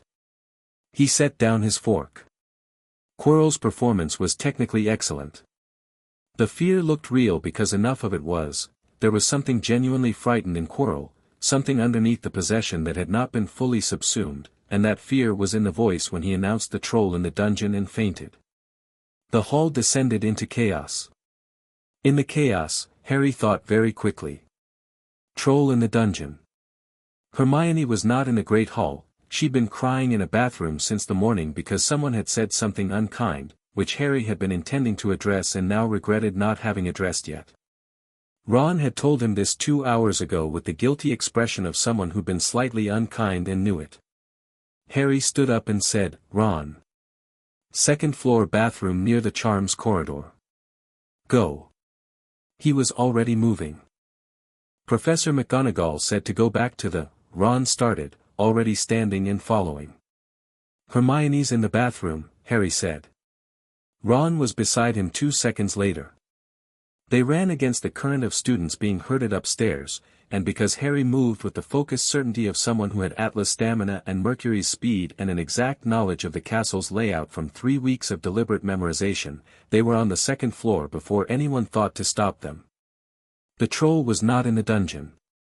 It had moved, Harry heard it 40 feet before they reached the bathroom, the specific sound of 12 feet of mountain troll investigating a small room with no appreciation for the fragility of the architecture. The wall to the left of the bathroom door had a crack in it that was new. Harry stopped Ron with a hand on his arm. "Stay back." "Not a chance," Ron said.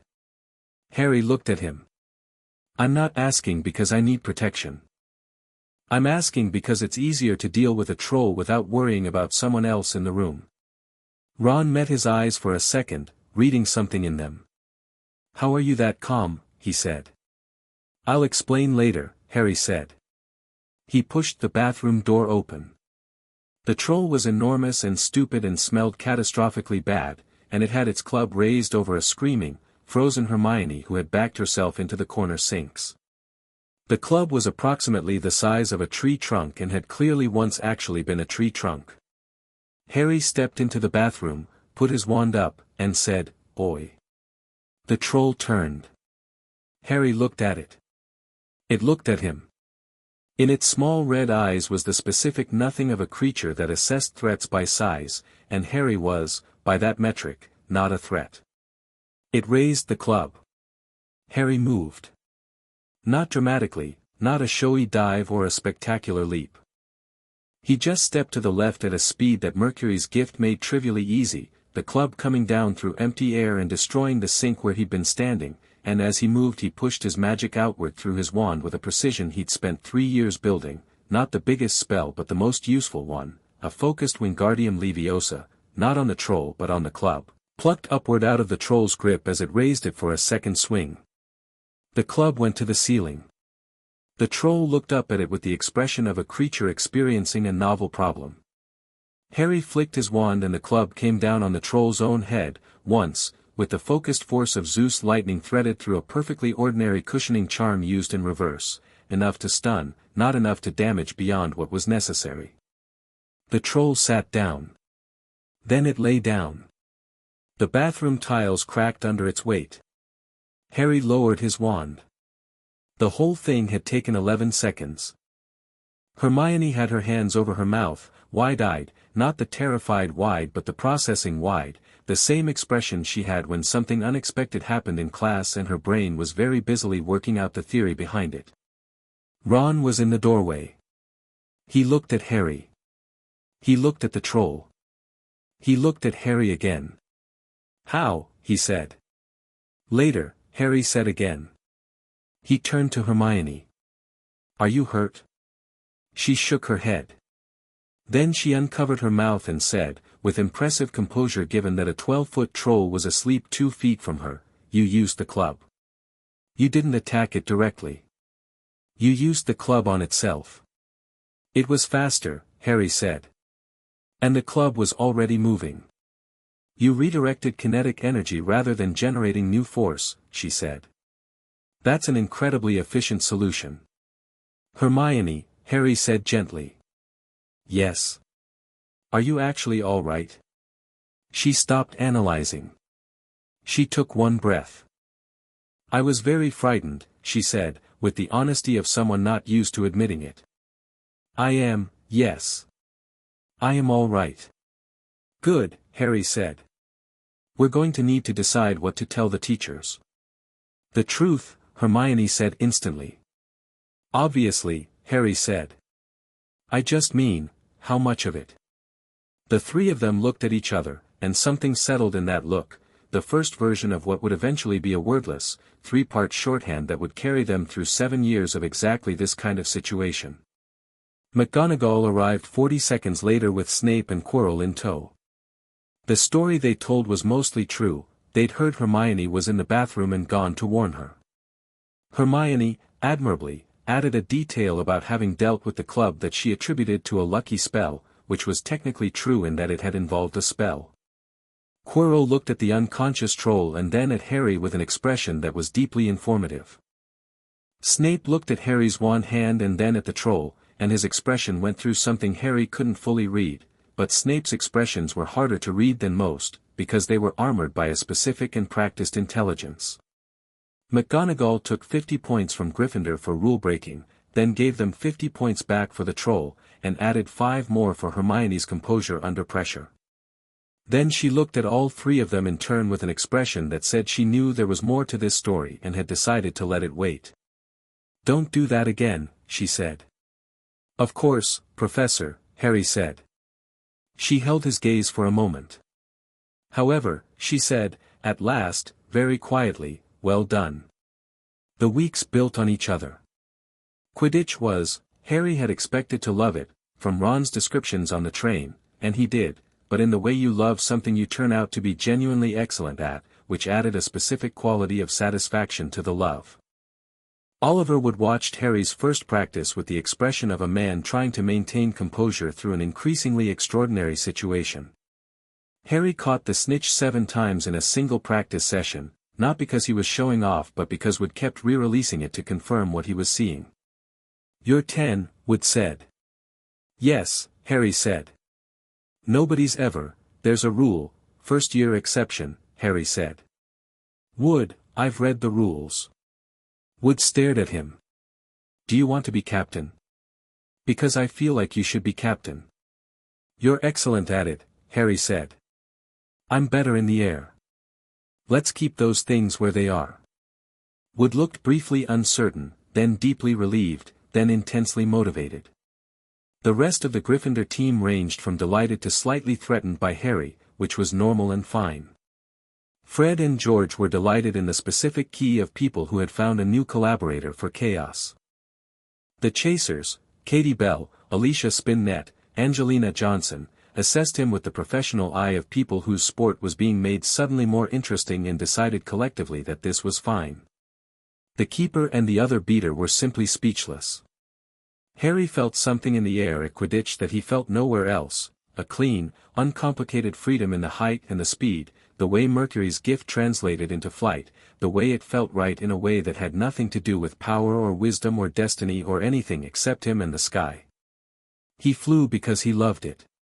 That was reason enough. November brought the first Quidditch match, Gryffindor versus Slytherin, and the whole school packed into the stands in the grey morning, and Harry walked out onto the pitch beside the Gryffindor team and looked up at the sky. Snape was refereeing. That was interesting. Not concerning, exactly, but interesting, because Snape did not ordinarily referee Quidditch, and the timing coincided with the information Harry had collected about the stone, Philosopher's Stone. He was fairly certain now, hidden on the 3rd floor behind a very large dog and presumably other enchantments, and about who was trying to get to it. Snape watching him closely during a match had implications that Solomon was already computing. The match started and Harry went up and everything else stopped mattering for a while. Flying was pure. He was aware of the game below, aware of the score, aware of the crowd and Hermione's voice somewhere in the stands and Ron's more specific shouting, but he held a loose orbit at the top of the pitch and felt the wind and waited with the absolute, unhurried patience of someone who trusted their own ability completely. His broom did something strange halfway through the first half. A sharp jolt, not wind, not turbulence, something applied to the broom specifically, the magical interference pattern of an external charm touching the broom's enchantment. Harry gripped hard and felt the broom try to throw him and held on with Hercules' strength and zero drama, because being thrown off a broom was not, apparently, something that was going to happen. He looked down. Found Snape in the crowd, eyes fixed on him and mouth moving. Found, a beat later, another angle, another face, Quirrell, his turban visible in the stands, also watching. Harry thought, which one of you is doing this? Solomon answered immediately, running the variables, Quirrell was the host. Quirrell would not risk Harry dying at a Quidditch match with 1,000 witnesses, too loud, too public, too definitive. Snape was watching with the focused attention of someone performing an opposing countercharm. Snape was trying to stop the broom from throwing him. Harry processed this in approximately 3 seconds while also maintaining his grip on a broom that very much wanted to be somewhere without him on it. Then Hermione, he found out later, set Snape's robes on fire. The broom stabilized. Harry went for the snitch. He'd seen it 20 minutes ago and been deliberately patient, waiting for the right moment, the right angle, because the snitch was fast and clever and you got one chance before it found a new part of the sky. He went for it now in a flat dive, 200 feet in 3 seconds, and the wind was sound and the snitch was gold in the grey morning and then it was in his hand, warm and trembling, and the crowd became one continuous sound. He landed and held it up, and the sound got bigger. Ron was there before he'd fully touched the ground, nearly pulling his arm off. Fred and George arrived at a run and did something celebratory that resulted in everyone in range getting slightly hurt. Hermione pushed through from behind them and grabbed his other arm and said, "Someone was jinxing your broom." "I dealt with it." "I know," Harry said. "Thank you. Are you all right? You went over Snape's head." She blinked. "You saw that?" "I was watching both of them. It was Quirrell, by the way. Not Snape." Hermione's expression processed this. Ron's expression was more turbulent. "Snape was helping you?" "Apparently," Harry said. He looked up at the staff area where Snape was already turning away, robe scorched, face configured into its standard disdain, and something more complicated underneath it that Harry filed carefully alongside everything else he was accumulating. "Why would Snape?" Ron started. "I don't know yet," Harry said. "But I'm going to find out." He looked down at the snitch in his hand, still trembling with the energy of flight, gold and bright.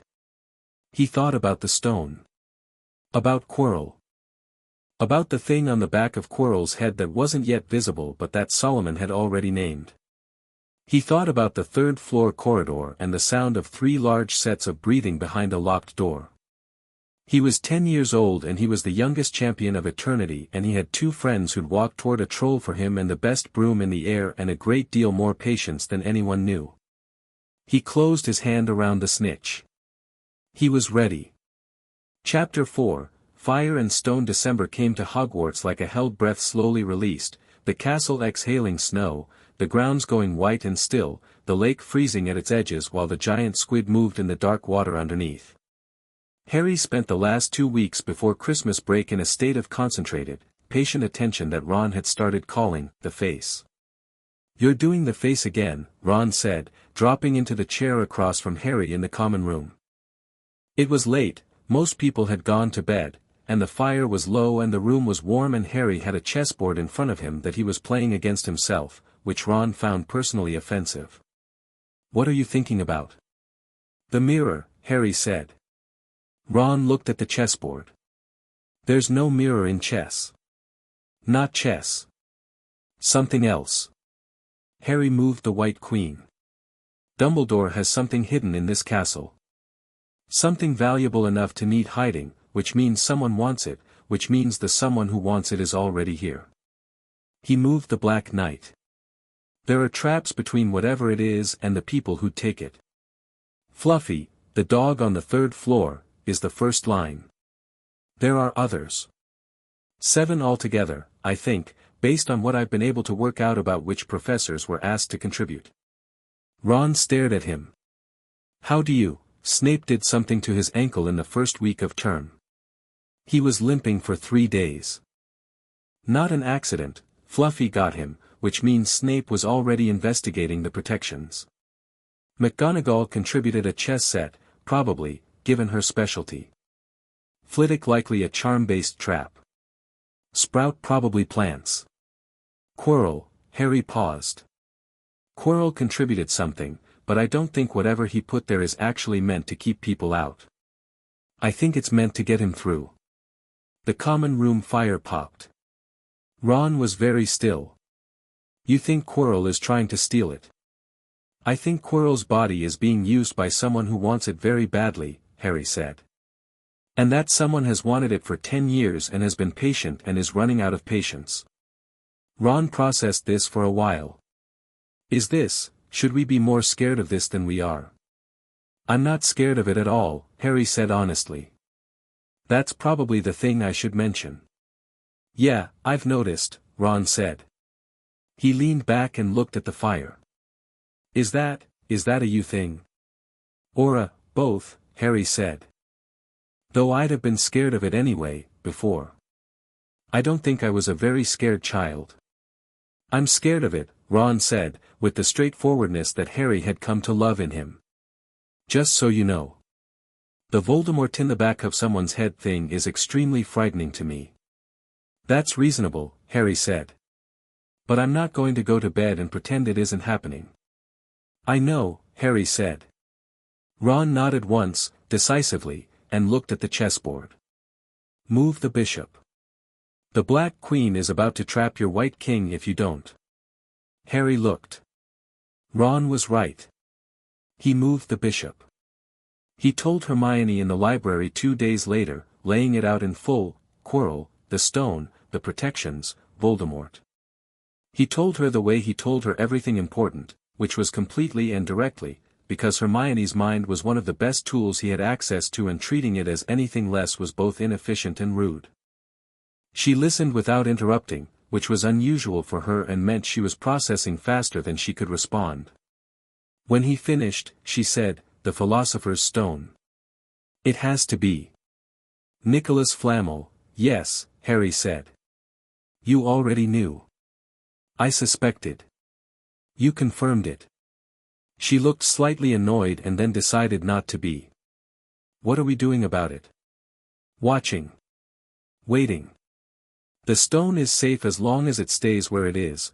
Quirrell hasn't moved on it yet because he can't. There's something preventing him that I haven't fully worked out. Harry tapped his finger on the table. I think it has to do with who Quirrell is acting for.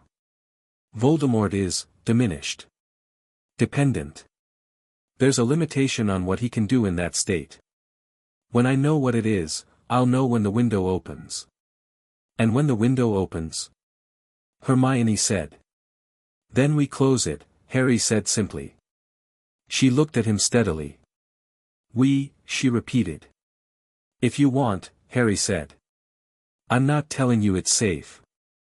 Of course it's not safe, she said. I'm still asking if you'll tell me when. Yes, Harry said. I'll tell you. She went back to her book with the expression of someone who has made a decision and is at peace with it. Christmas at Hogwarts was quieter than the term, most students gone home, the castle stripped down to its essential self, snow on every windowsill and fires in every hearth and a small population of remaining students rattling around the enormous spaces like peas in a tin. Harry stayed.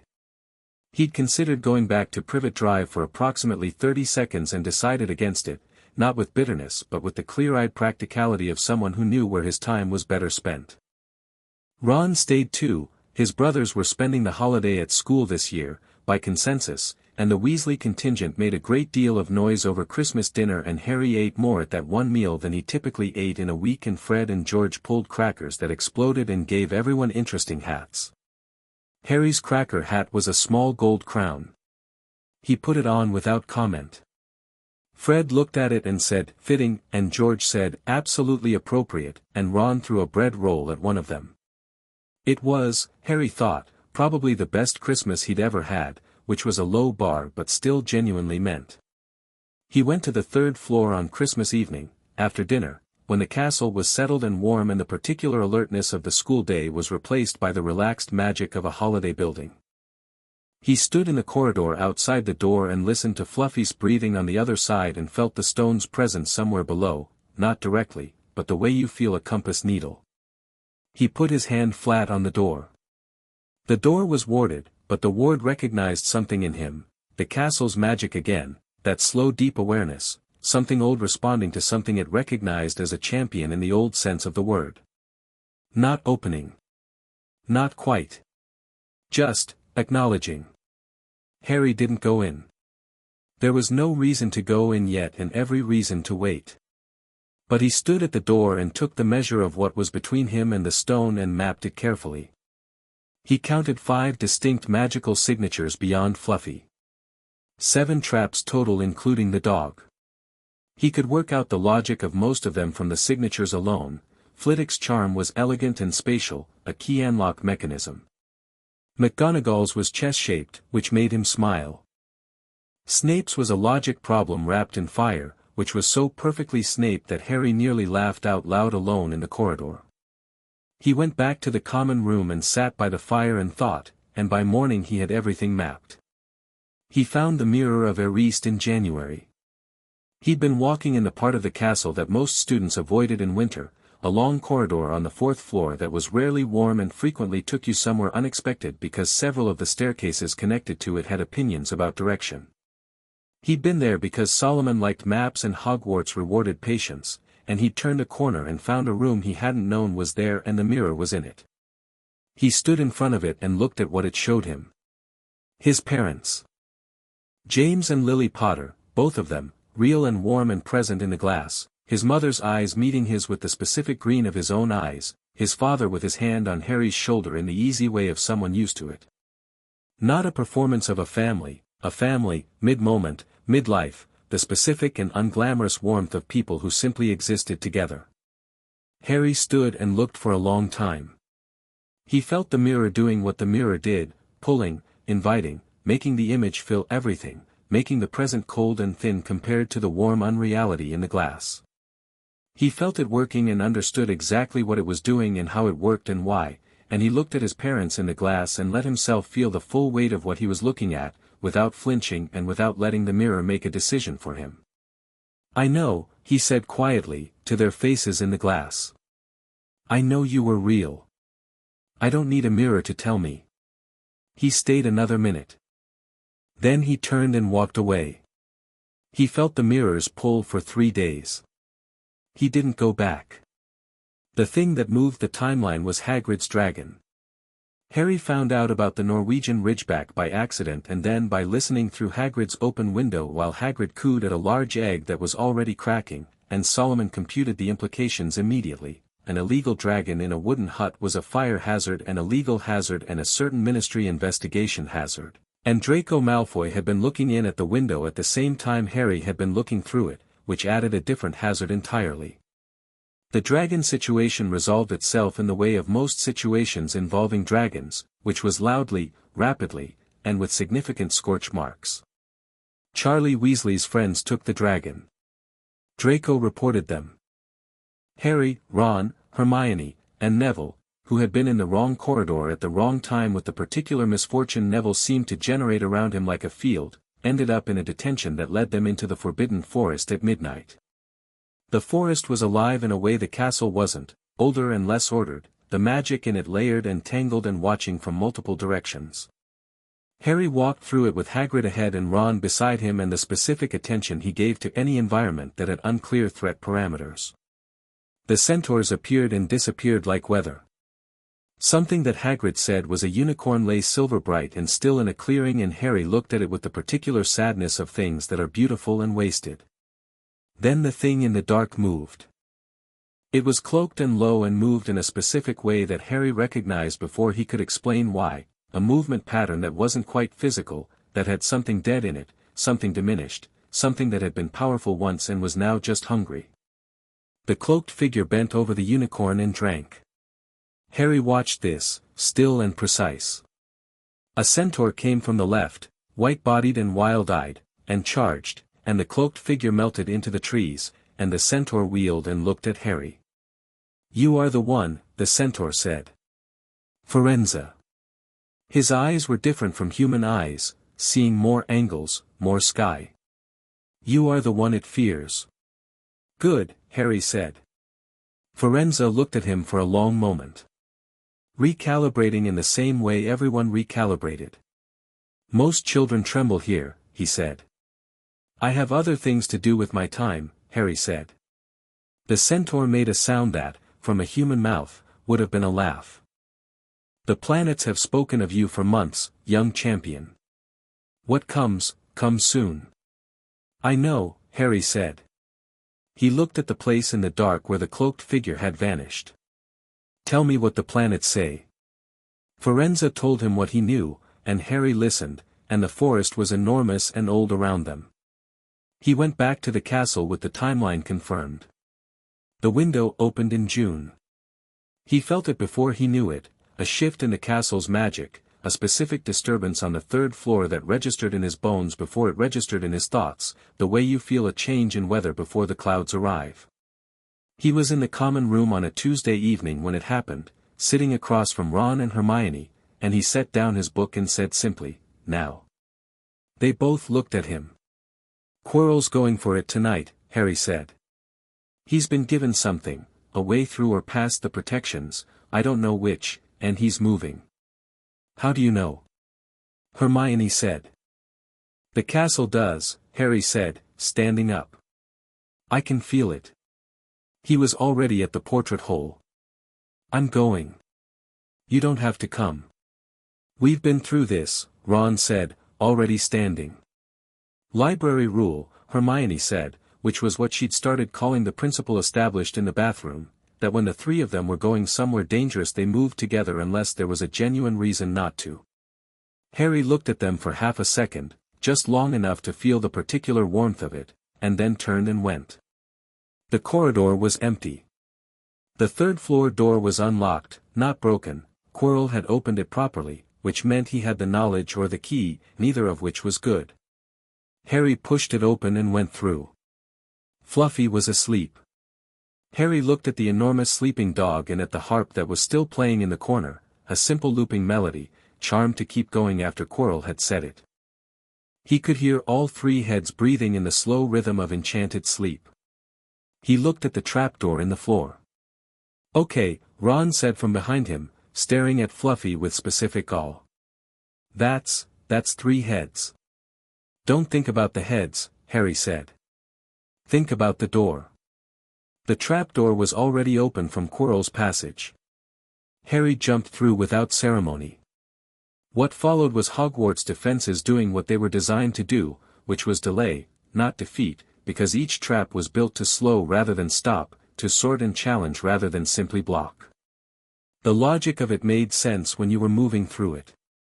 The devil's snare was first. Hermione handled it with the precision of someone who had read exactly the right book at exactly the right moment, and Harry moved through it without the plant getting a grip because Hercules' strength meant its tendrils found nothing to compress against. The winged keys were second, 1,000 enchanted keys circling in a high chamber and one ancient iron door that required the right one. Harry had a broom and Mercury's speed and about 12 seconds of pure airborne joy before he had the key, which he regretted slightly because 12 seconds wasn't very long. The chess set was Ron. Harry recognized this the moment they walked into the chamber, the giant chess pieces standing in the silent patience of things waiting to resume, the board scaled up to require human-sized pieces.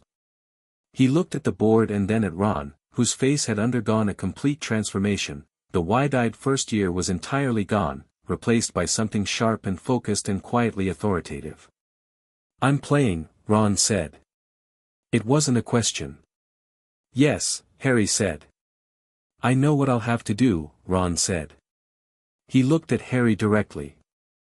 I've looked at this position. The knight. It's the only move that opens the path. I know, Harry said. Ron held his gaze for an extra beat. You could win this yourself. You could just, he gestured at Harry vaguely. I could, Harry agreed. But you're better at chess than I am. And you've already worked it out. Something moved in Ron's face, not surprise exactly, but something lit up behind it. He nodded once. Turn to the board. Take the knight square, both of you. The bishop there. I'll go knight. Harry watched Ron play the game in the way Ron played everything, with a quality of absolute commitment, the kind of confidence that had nothing to do with showing off and everything to do with understanding something well enough to trust it. The chess pieces moved with the force of enchantment, and Ron moved among them, and when the moment came he made the sacrifice with a steadiness that Harry found genuinely admirable. The white queen swept Ron's piece. Ron went down hard and Harry caught him with one arm before he hit the stone. Easy, Hercules, easy, the weight nothing. Ron, go, Ron said, slightly dazed but clear-eyed. I'm fine. Go.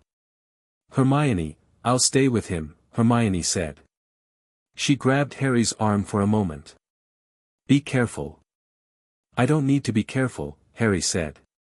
But thank you. Her grip tightened briefly. Then she let go. He went through the last door alone. Snape's challenge was fire and logic, blue flames on one side, purple on the other, and 7 bottles on a table with a riddle that told you which to drink for which direction. Harry read the riddle once and had the answer before he finished reading it, and drank the correct bottle, and walked through the black flames into the final chamber. The mirror of Eriste stood in the center of the room. The fire around it was eerie and green and the stone was somewhere, he could feel it, close, the weight of a 1,000-year-old enchantment in a pocket-sized object somewhere in the room. Professor Quirrell stood in front of the mirror with his hands clasped and his turban very large and an expression on his face that was nothing like the nervous stammering teacher Harry had been watching all year. The performance was gone. What was left was something older and more specific, the focused, frustrated intelligence of a man who had gone very far down a road and had not found what he expected at the end of it. I wondered when you'd arrive, Quirrell said. The stammer was gone too. His voice was clear and cold. I've been watching you all year, Harry said pleasantly. I didn't want to move too early. Quirrell turned from the mirror. He looked at Harry with eyes that were working very hard and getting somewhere, reassessing, the way everyone reassessed, but more urgently, with more at stake. You have been, remarkably calm about this entire situation, Mr. Potter. It's a better use of my time than panicking, Harry said. You know what I want. The stone. Yes. And you're going to try to stop me. I'm going to stop you, Harry said. I haven't decided yet what trying looks like when the outcome isn't in question. The air in the chamber went specific and tight. Quirrell looked at him for a long moment with the mirror behind him and the fire on 3 sides and Harry standing between him and the door. You're 10 years old, Quirrell said. Yes, Harry said. And you have something in you that is not simply Lily Potter's sacrifice, despite what people believe. Something moved behind Quirrell's eyes, not Quirrell, something behind Quirrell. Pressing forward. Something old. Something strong. The voice changed quality, just slightly, going colder and more interested. Something that was not there the night I tried to kill you. No, Harry agreed. It wasn't. What are you? The voice was fully different now, Quirrell's face moving in a way that Quirrell wasn't controlling, something from behind working its way forward with the focused intensity of something that had been patient for a very long time and was done being patient. Harry looked at Quirrell's face and felt Voldemort in it, diminished and furious and calculating and afraid, and yes, the fear was there, the first fear, new fear, because Voldemort had spent a decade defining himself against Harry's survival and was now discovering that the thing that had survived was not what he'd imagined. "You should look in the mirror," Harry said. Quirrell's eyes went back to the mirror involuntarily, the compulsion written into the enchantment, the thing Dumbledore had designed, the reason you had to truly want the stone without wanting to use it to find it. Quirrell looked in the mirror and saw himself and Voldemort and the wand on their faces, and the stone was not there for them. Harry walked to the mirror. He didn't look at the reflection. He looked through it, the same way he'd looked through it in January, the same stillness, the same clarity, and felt the stone respond to the looking. Not greed. Not desire. Just, attention. Clean, objective attention. The mirror read it and found it acceptable, and something dropped into his pocket with a weight like a small warm stone. He closed his hand around his pocket. Quirrell understood what had happened a half-second later. He spun. His wand was up and he said Avada and got one syllable of the second word out before Harry moved, Mercury's gift, full translation, the distance between them gone before the spell was complete, and his hand closed around Quirrell's wand arm. Quirrell screamed. Harry understood why immediately. What had happened to his mother, the sacrifice, the protection, the old and specific magic that had gone into his skin, was still there, woven through him and now woven through everything else, and the touch of it on Quirrell's flesh was catastrophic. The skin blistered where Harry's fingers touched.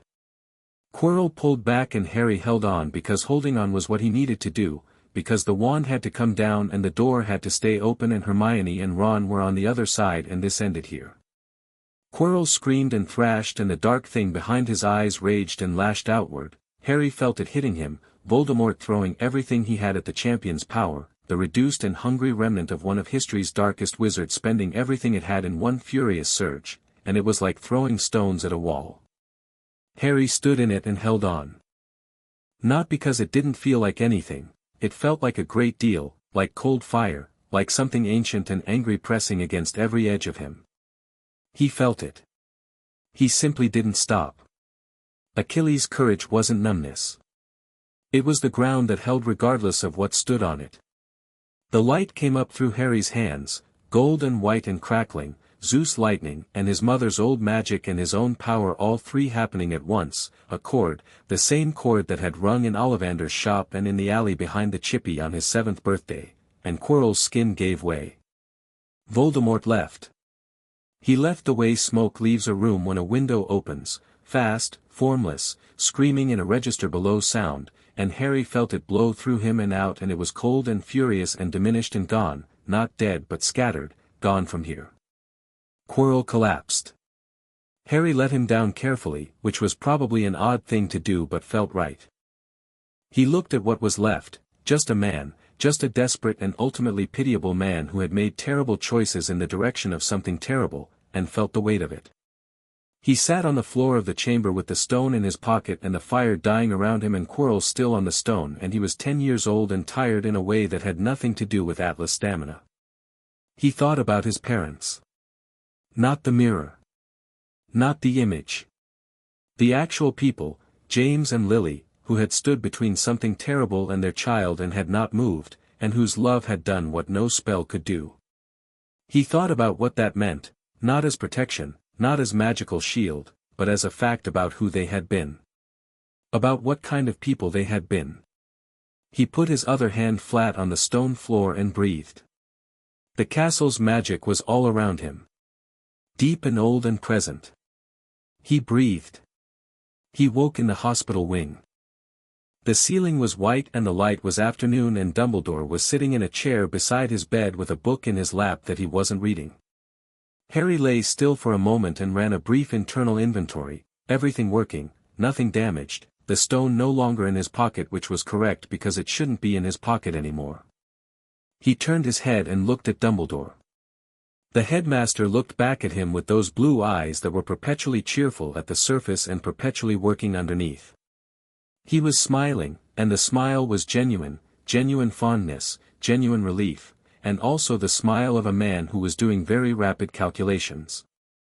"How are you feeling?" Dumbledore asked. "Fine," Harry said. Then, because he respected Dumbledore too much for the automatic answer, tired. Otherwise fine. The stone is safe, Dumbledore said. Quirrell is, he didn't survive. A pause, and the weight of it was real in Dumbledore's voice. Tom Riddle is gone from here, though not entirely gone from the world. You understand this? Yes, Harry said. You went in alone, Dumbledore said. Without telling any of the staff. I had information that Quirrell was moving that night. There wasn't time for a staff briefing. A pause. Also, I wasn't certain the information would be acted on. Dumbledore was quiet for a moment. You weren't certain I would act. I didn't know who might be involved, Harry said carefully, honestly. I had several data points about Quirrell, but I didn't have the full picture about everyone else. In the absence of complete information, I acted on what I knew. The headmaster looked at him for a long time. Harry let the silence sit. Solomon's wisdom was reading Dumbledore's face the way it always read faces, and what it found there was complex, genuine respect, and the specific discomfort of a man who had laid plans for someone who had turned out not to need them. Concern that was real. And something that was working out how to proceed from here. Harry, Dumbledore said, at last. I owe you an explanation. Several explanations, in fact. You don't owe me anything, Harry said. But I'd appreciate honesty, if you're offering it. Dumbledore blinked. It was a very small blink, but it was real, a flash of surprise, and then something settling in, something that was warmer than strategy and older than his plans. You knew about the stone, Dumbledore said. For several months. You knew about Quirrell. Since the start of term, broadly. In detail since around November. And you said nothing. I was watching, Harry said. Saying something would have ended the watching. I needed to understand the full picture before I moved. He paused. Also, with respect, I wasn't certain what would be done with the information. The Philosopher's Stone in Hogwarts suggests that Flamel asked you for help.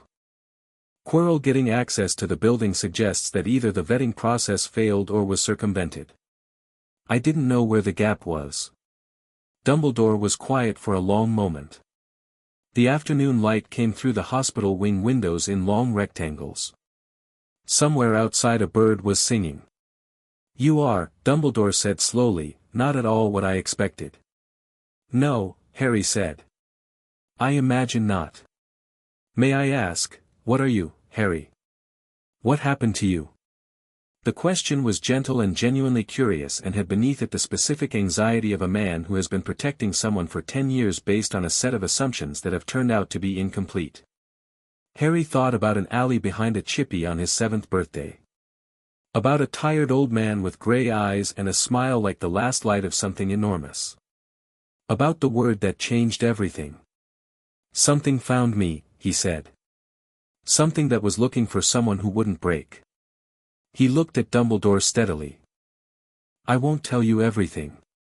Not yet.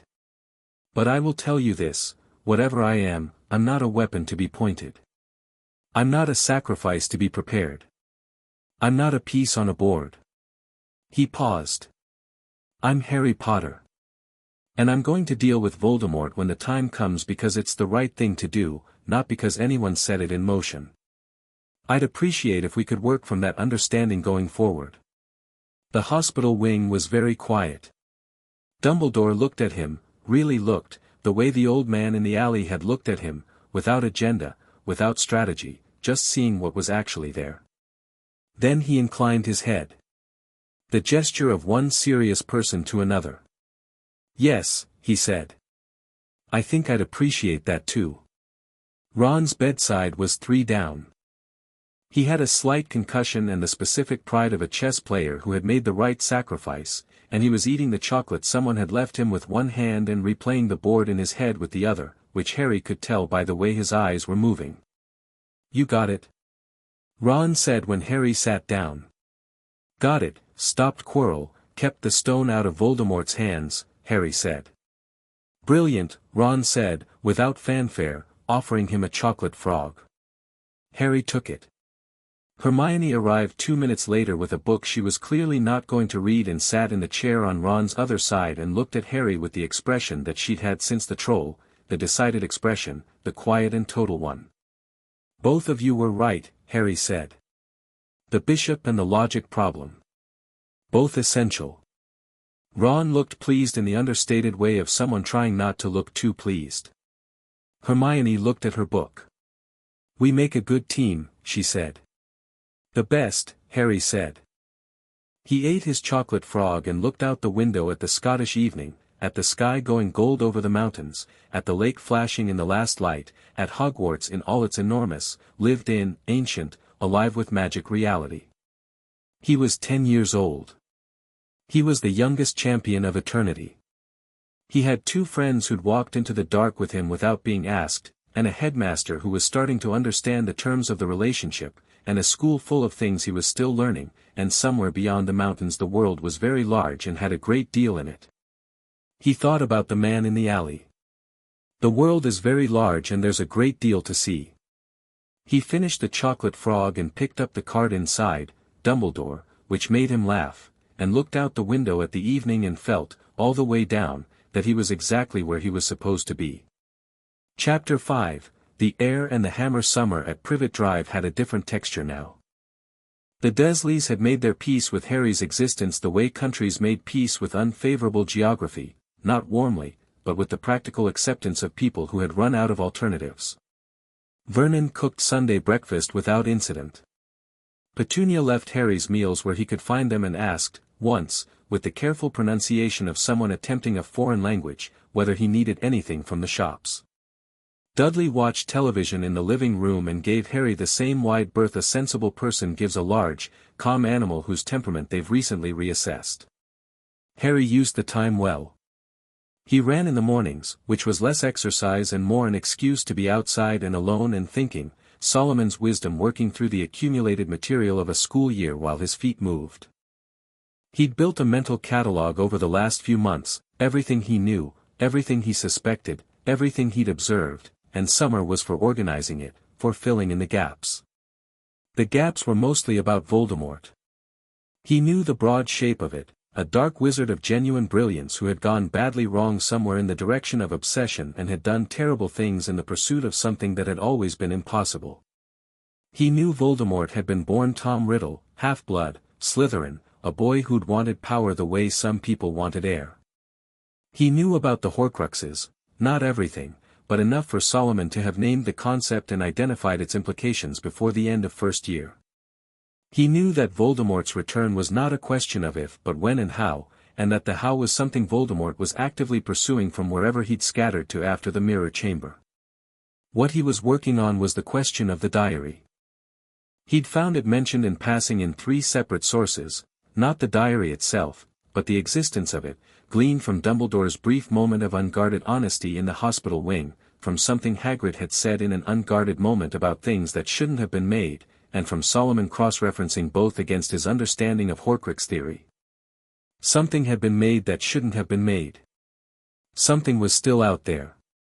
Something that could, if activated, give Voldemort more of a foothold than a scattered remnant hiding in forests and the back of professors' heads.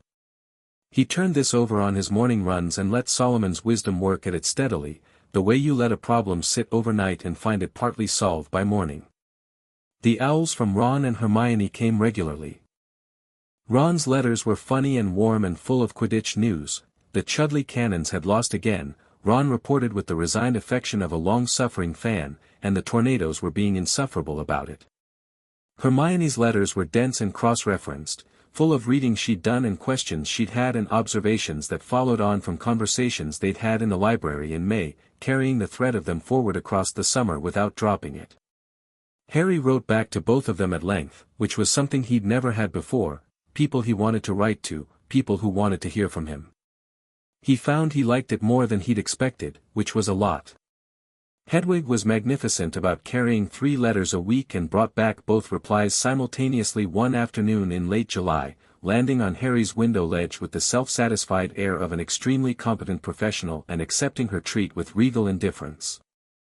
The letter from Ron had a postscript. Dad says there's something odd about this year. Doesn't say more because I'll post. But odd. Harry filed this. 3 days before September 1st, a car appeared outside number 4. It was turquoise and slightly hovering in a way it shouldn't have been, and Harry, watching from his bedroom window, noted the way it settled emphatically onto the road when it got close enough to the house for someone inside to have noticed. He was packed and ready. He'd been packed since August. He was downstairs before Mr. Weasley knocked. The burrow was everything the Weasley family was, loud and warm and bursting at every seam with the specific creative disorder of a house that was genuinely lived in. It leaned slightly, which was a structural situation that several generations of Weasleys had apparently decided was a feature. The garden was spectacular and the kitchen was magic in the literal and figurative senses and Mrs. Weasley hugged Harry in the doorway with the completely unself-conscious force of a woman who expressed love physically and noticed immediately that Harry wasn't entirely sure what to do with it and hugged him again for longer. He stood in it and let himself stand in it. "Thin," she said, holding him at arm's length. "Harry Potter, you are thin, and we are going to do something about that." "I eat fine," Harry said. "You eat what people give you," she said, with a knowing look that was also kind, and steered him into the kitchen. Ron appeared at the top of the stairs and took the stairs in 3 bounds and landed in the kitchen with the enthusiasm of someone who had been waiting for this all summer. "You're here. Mum, I told you he was coming tonight. Did you see the car? Fred drove on the way back, did he tell you?" "Mum, don't make the face." Harry sat at the Weasley kitchen table and ate a meal that Mrs. Weasley kept expanding as dishes materialized from the stove, and the kitchen was full of noise and the specific, chaotic warmth of a large family, and Ginny Weasley came down and went very pink when she saw Harry and went back up the stairs so fast she nearly disappeared, which Ron found funny and Harry found more interesting. He slept in Ron's room in a camp bed that was more comfortable than his bed at Privet Drive and listened to the burrow settle around him, the specific sounds of an old house and a large family at rest, and felt, as he had on Christmas with the crackers and the crown, the uncomplicated warmth of somewhere that wanted him in it. He stared at the ceiling and thought about the diary. Diagon Alley in September had a different quality than in July. More crowded, more purposeful, the summer's leisure replaced by the specific urgency of last-minute school supplies and the commerce of 100 families preparing children for a new year. Harry moved through it with the Weasleys and Hermione, who'd arrived at the leaky cauldron looking organized and slightly pink from the summer, and he watched the alley and let Solomon watch it too. The bookshop was packed. Flourish and Blots had a queue to the door and a reason for it. A blonde-haired man in very expensive robes stood at the front of the shop surrounded by a small audience, signing copies of a book whose cover featured his own handsome face. Gilderoy Lockhart. Harry had done his reading. Lockhart was signing books with the practiced efficiency of someone who signed books every day and enjoyed each one as much as the first, which was either genuine or very good performance, and Harry assessed him from the doorway with Solomon running its quiet analysis. Charm like a second skin. Eyes that were working slightly harder than the smile let on, cataloging the crowd, identifying the useful faces, performing spontaneous delight in a way that had so many repetitions behind it the performance had become a reflex. A man who was very good at being impressive and had mistaken impressiveness for substance a very long time ago. "He's awful," Hermione said quietly beside Harry. Harry looked at her. "You've read him." "All 7 books," she said.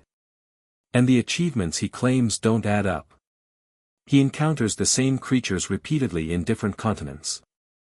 His account of defeating the Bandon Banshee contradicts the official ministry record." She paused. "I went looking after I noticed the first discrepancy. I found 12 more." 13, Harry said. "The Wagga Wagga werewolf story has a timeline problem." She turned to look at him. He could see her wanting to ask how he'd read the same sources and knowing it would turn into a conversation they didn't have time for right now. "He's been hired," Harry said. "For defense against the dark arts," she said, with the expression of someone finding this personally offensive. "It'll be fine," Harry said. We can get what we need from the class structure and work around the content. That's a remarkably pragmatic response to being taught fraudulent information. I learned to work around poor information a long time ago, Harry said. She looked at him for a moment, and the look was one he recognized, the cross-referencing going somewhere human, adding context to context, building the picture she had of him that was always expanding. Then she turned back to the queue. Lucius Malfoy appeared at Harry's left elbow approximately 2 minutes later, which was not a coincidence. He was tall and blond and expensively assembled, with a face that wore authority the way other faces wore expressions. He had Draco on one side and Mrs. Malfoy on the other, and he was looking at Harry with the particular assessment of a man encountering something that requires a rapid evaluation of threat level. Solomon read him in one long sweep, intelligent, deeply proud, accustomed to power in all its forms, and underneath the surface, something that was working through a problem. Harry registered in Lucius Malfoy as a problem. Not a child, not a legend, not an icon. A complication that required managing. Mr. Potter, Lucius said, in the voice of a man who had practiced authority until it was involuntary. Mr. Malfoy, Harry said pleasantly. He looked at Draco, who was looking back at him with an expression Harry had been quietly observing for a year, the complex mixture of performance and genuine curiosity that Draco hadn't managed to entirely suppress since the train. Draco. Potter, Draco said, which was not unfriendly. I hope you had a good summer, Harry said. Adequate, Draco said, which was honest. Lucius Malfoy's gaze moved between his son and Harry with an attention that was sharp and slightly discomfited. He was not accustomed to his son being in conversation with someone he found problematic. He was not accustomed to the conversation feeling more like equals than it should. You are first in your year, I understand, Lucius said to Harry. Impressively so. Hermione and I are first together, actually, Harry said. He glanced at Hermione, who had squared her shoulders slightly and was looking at Lucius with the expression of a Muggle-born who has identified a blood supremacist and is choosing how to respond. Hermione's research methodology is better than mine. I compensate in practical application. It averages out. Hermione blinked. Lucius Malfoy looked at Hermione with the expression of someone being asked to extend courtesy to furniture that has started talking. Charming, he said, which was not a compliment. I thought so, Harry said. Enjoy the rest of the alley, Mr. Malfoy. He nodded to Draco, who nodded back, and then Harry turned and walked into the bookshop. Behind him, Lucius Malfoy stood in the alley looking at the door. The Hogwarts Express was September and rain and the familiar warmth of their compartment, which had become their compartment in the specific way of a territory established and acknowledged. Harry watched the platform and then the countryside through the window and listened to Ron's season predictions for every team in the league and Hermione's book organization system and felt September arriving, which felt right. Ginny Weasley appeared in their compartment doorway halfway through the journey, clearly having been sent by no one and looking simultaneously determined and ready to retreat. Sit down, Harry said. Ron was wrong about the Harpies. I need someone to agree with me. I wasn't wrong, Ron said. The Harpies lost 4 home games last season that they should have won, Harry said. They had injuries, Ron said. To management decisions, Harry said. Ginny sat down. She had a book in her lap that Harry noticed was upside down, which she corrected very quickly once she realized he'd noticed. She asked, after a few minutes, a question about Quidditch that was smarter than a question that was covering nerves needed to be, and Harry answered it seriously and asked a follow-up, and she answered that and the nervousness gradually became something else. She was funny. Sharp and dry and not remotely odd, which was its own kind of relief. You're not what I expected, she said at one point, which was apparently what everyone said to Harry eventually. So I'm told, Harry said. What did you expect? She thought about it honestly. Famous, she said. In a way that required managing. And instead. She tilted her head. You're paying attention the whole time. To everything. She paused. It's a bit unsettling. Sorry, Harry said. "I didn't say it was bad," she said. Hogwarts received them back the way the sea receives a ship, without drama, simply taking them in, the great hall loud and golden and exactly as it had been and somehow also larger. Harry ate dinner and watched the new first year's sort and felt the castle's familiar deep presence around him. The year's first strangeness presented itself before dinner was over. He was watching the staff table when he noticed it, a quality in the castle's ambient magic that had not been there last year, something slightly wrong the way a picture hung crooked is wrong. Not threatening exactly. More like, an irritant. Something present that shouldn't be present, not in the way of Quirrell's obvious darkness but in a more diffuse, more distributed way. He filed it. Lockhart taught with the enthusiasm of someone who loved performing and the competence of someone who had spent 30 years perfecting performance at the expense of everything else. The first defense class involved Lockhart releasing a cage of Cornish pixies, which went everywhere immediately and with great enthusiasm. Harry put up a simple containment charm around his section of the classroom in about 4 seconds, a broad immobulus applied spatially rather than to individual targets, and watched 3 pixies hit the charm boundary and drop, twitching, to his desk. He picked them up carefully, one at a time, and replaced them in the cage while the rest of the class was in various stages of chaos. Lockhart was attempting to use his wand on a particularly determined pixie that had attached itself to his hair and was making improvements. The wand produced a small shower of gold sparks and nothing else. Solomon noted this with quiet, absolute certainty. The spell had failed because Lockhart did not know the spell. He knew the wand movements. He did not know the theoretical structure behind the motion, which meant there was no real magic in it, just gesture. Harry secured the cage and looked at Lockhart with the clean, unperformed pity of someone watching a very thin ice hold a very large pretense. "Mr. Potter," Lockhart said, slightly breathless, detaching the pixie from his hair by main force. "Excellent work. Top of the class." "Thank you, Professor," Harry said. "You seem to have quite a natural ability," Lockhart said, and his eyes were doing the working harder than the smile thing, the calibrating thing. "Perhaps I could, I'm working from first principles," Harry said, politely enough to be polite and honestly enough to be useful. "The charm works because the spatial containment disrupts the pixie's navigational instinct, not because of the force of the spell. Most enchantments have a mechanical basis if you look for it."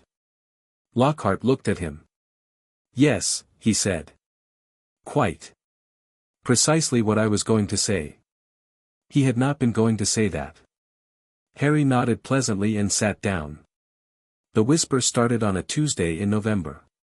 Harry heard it before anyone else. He was walking the corridor near the first-floor girls' bathroom and it was moving in the walls, in the stone, in the plumbing that ran through the castle's bones, a voice that was cold and purposeful and excited in the way of something that hadn't moved in a long time and was moving now. He stopped walking. The voice was speaking Parseltongue.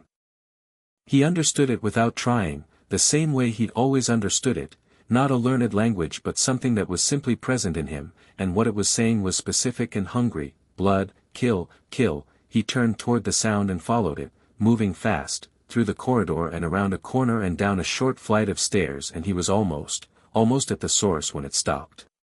He stood still and looked at the wall. Water. Old stone. A draft from somewhere. And on the floor, 5 feet ahead, a message written in what had dried to brown. "The Chamber of Secrets has been opened. Enemies of the air, beware." And a cat, Mrs. Norris, Filch's cat, hanging stiff and petrified from a torch bracket.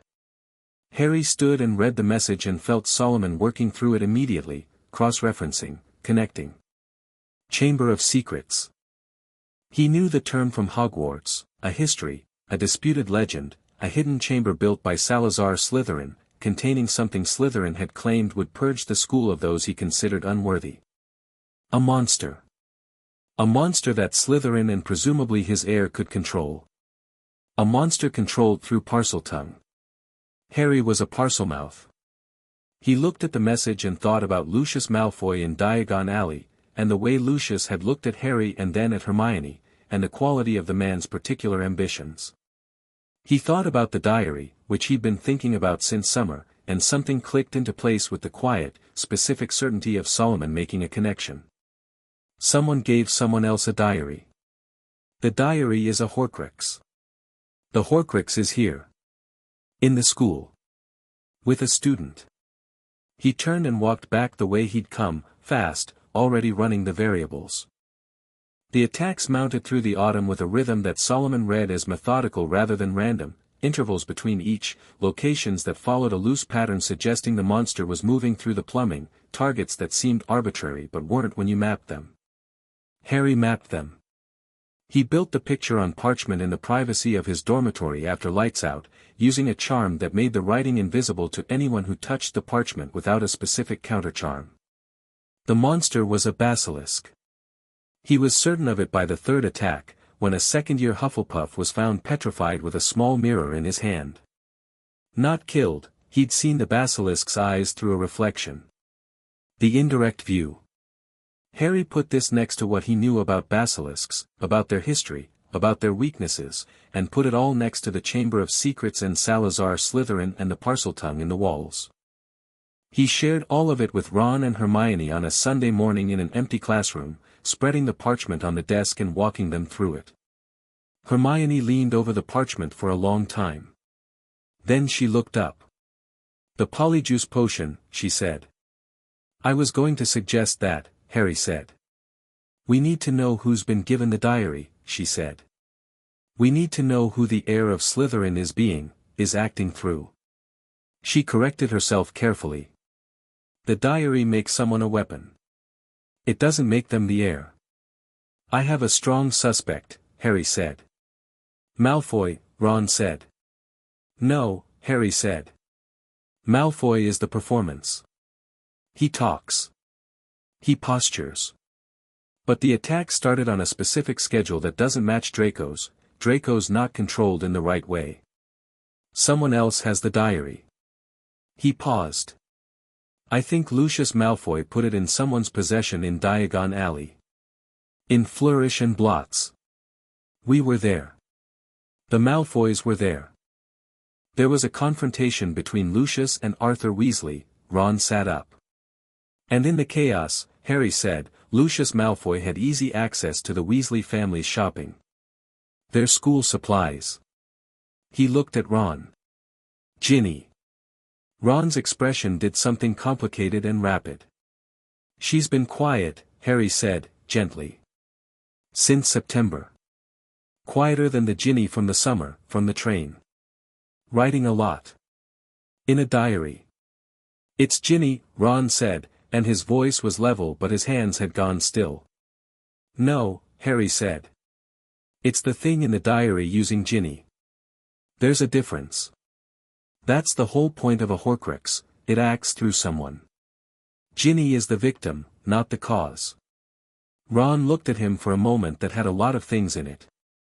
"Can we get it back? The diary?" "Can we?" "Yes," Harry said. "That's exactly what we're going to do." The polyjuice potion took 2 months, which was not ideal, but Hermione brewed it in Moaning Myrtle's bathroom with the focused competence of someone who had decided to do a difficult thing and was going to do it correctly or not at all. Harry sourced the ingredients with a combination of the restricted section, Snape's private stores. Snape noticed, Harry was certain, but nothing happened, which was informative, and one afternoon in Hogsmeade via Hermione's prefect-adjacent logic and some assistance from Fred and George who asked no questions and had the professional satisfaction of people providing services to a competent client. By January they had everything. By the time Harry and Ron drank it, they had Crabbe and Goyle's hair from carefully deployed sleeping cupcakes that Fred had taken great personal interest in perfecting. Harry as Crabbe was uncomfortable in a way that had nothing to do with the transformation, his own power sitting strangely in a body he didn't recognize, like trying to play a familiar instrument with borrowed hands. He walked beside Ron as Goyle and let Ron, who knew Draco far better than Harry did, manage the social architecture of talking to Draco Malfoy while being the two people who spent the most time with Draco Malfoy. Draco talked, the way Draco always talked when he felt safe, with the unguarded fluency of someone who had never been taught that words had consequences you couldn't take back. The heir of Slytherin, Draco said, with the smug delight of someone in on a secret, was nothing to do with him. His father had a plan. His father always had a plan. His father found it very amusing that Dumbledore was going to be thrown out of his own school. He did not have the diary. He did not know where it was. He did know it had been given to someone, a Weasley, he said, with the specific contempt of someone quoting his father, a blood traitor family, the easiest mark in Diagon Alley, and the plan was already in motion. Harry listened through Crabbe's ears and built the last pieces of the picture. The diary had Ginny. Ginny was being used to open the chamber and direct the basilisk. When the plan was complete, when enough people had been attacked, when Dumbledore had been suspended, when the school was properly frightened, the diary would finish the job it was built to do and Voldemort would have a foothold. A body. A year's worth of a young girl's life and memories and magic, transferred into a 16-year-old ghost. Harry stood in the Slytherin common room in Crabbe's body and felt something cold and exact settle into place. Not anger. Clarity. The specific clarity of someone who has been watching a situation develop all year and now knows exactly what needs to happen and how to make it happen. The crisis came on a cold night in May. Harry found the message on the board in the Gryffindor common room, a sentence from McGonagall, passed through Percy, all students to return to their dormitories immediately. The chamber has been opened again. A student has been taken.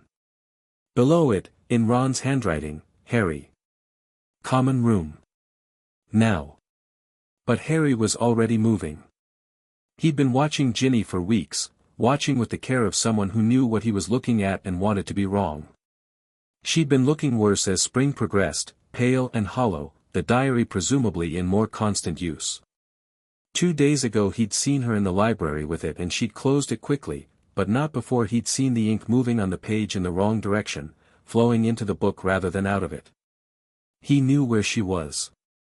He went to Moaning Myrtle's bathroom, because Myrtle was the one who died when the chamber was last opened. She'd told Hermione during the Polyjuice weeks, in the middle of a long and specific complaint about her death, and Myrtle was here because she died here, because the entrance was here. The sink. The taps. The specific tap with the small engraved snake. Harry leaned down and spoke to it in Parseltongue and the sink moved and the entrance opened and he looked at the darkness below. Ron was behind him. Of course Ron was behind him. You knew, Ron said. I worked it out, Harry said. Tonight, the timing, she was used to open it. The basilisk has her and she's in the chamber. We should get a teacher, Ron said. Lockhart claims he knows where the chamber is, Harry said. He's been claiming it all year. Ron's expression said, oh no. Let's go get him, Harry said. Lockhart's office at midnight was Lockhart Midpack, trunks open, possessions being hurriedly transferred, the specific atmosphere of someone who has overstayed their welcome and knows it. He turned when they opened the door and for just a moment his face showed what was actually in it, fear, and relief that the fear had found an exit. He'd been waiting for the moment when the chamber became real enough that leaving was the better option than staying. Harry looked at him. Professor, Harry said. We know where the chamber is. We know how to get in. We need you to come with us. Lockhart's face did its complicated sequence of calculations. Yes, of course, I was just, he gestured at the trunks with the specific wave of a man buying time. Preparing to go in.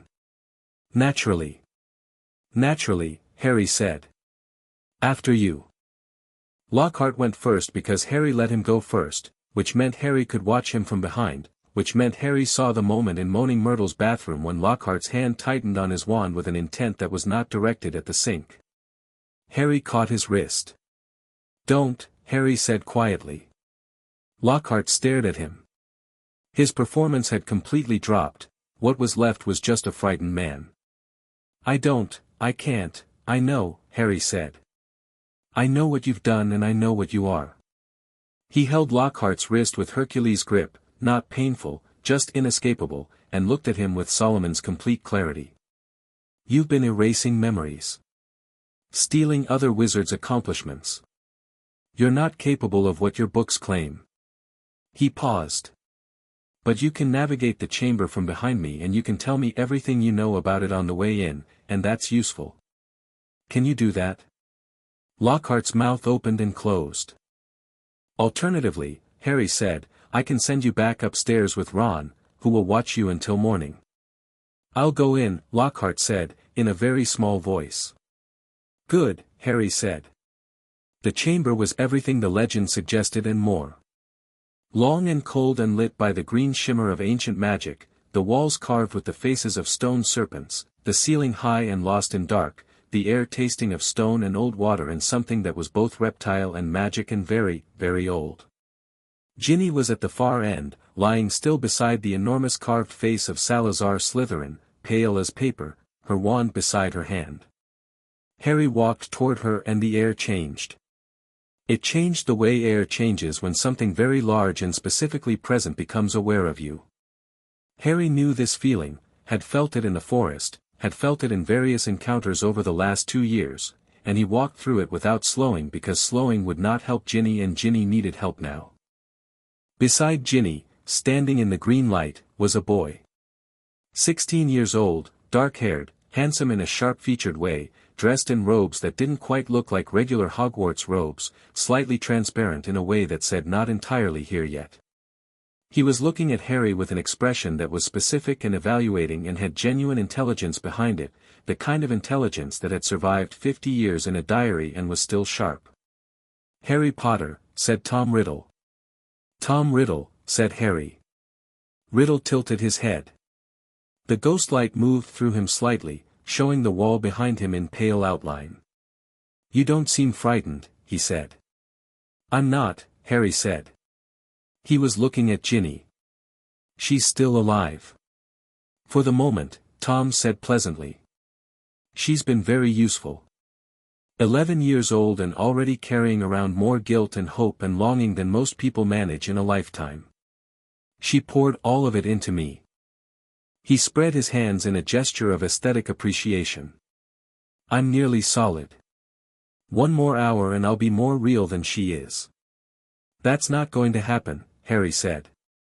He crouched beside Ginny, keeping Tom in his peripheral view, Solomon noting the positioning, the exits, the walls, and put his hand on her wrist. Pulse. Weak but present. Cold but alive. Ginny. Hey. Wake up. She won't, Tom said. Not while I need her. Harry looked up at him. Put the diary down somewhere and I'll destroy it. This ends better for you if it's quick. Tom's expression went through something, amusement becoming something more specific, more interested, the way an intelligent predator gets interested when something behaves unexpectedly. You're very confident, he said. I've been watching you through Ginny's memories. Harry Potter, 10 years old, top of his year, extraordinary practical magic, interesting enough. But here, he gestured at the chamber, at himself, at the stone serpents. Here you're alone. Lockhart is useless. Your friends are above. You have 1 wand and I have a basilisk. I know, Harry said. He stood up. You should call it. Riddle looked at him. Call the basilisk, Harry said. I want to deal with this properly. You'll die, Tom said. Call it, Harry said.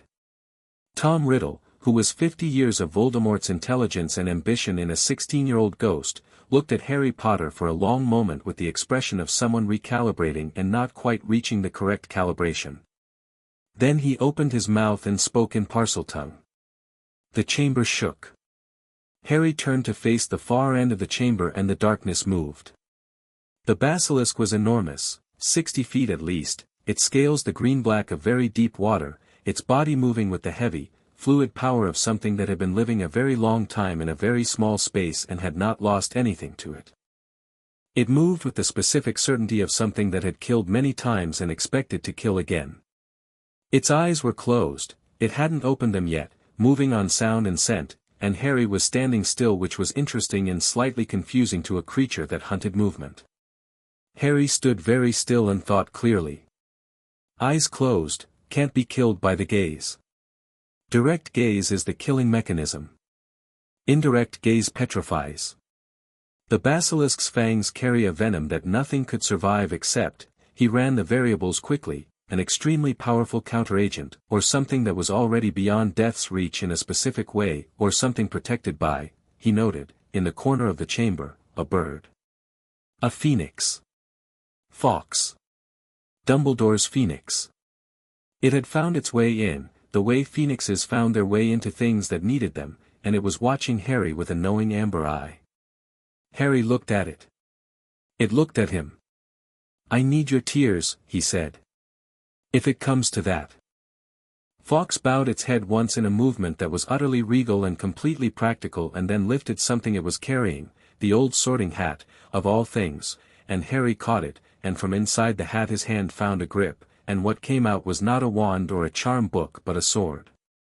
Silver and rubied at the pommel and long and absolutely, specifically real, the sword of Gryffindor, which was at minimum 1,000 years old and had come down through a sorting hat into his hand in a chamber 60 feet underground, which was either the universe being dramatic or the universe being practical, and Harry suspected both.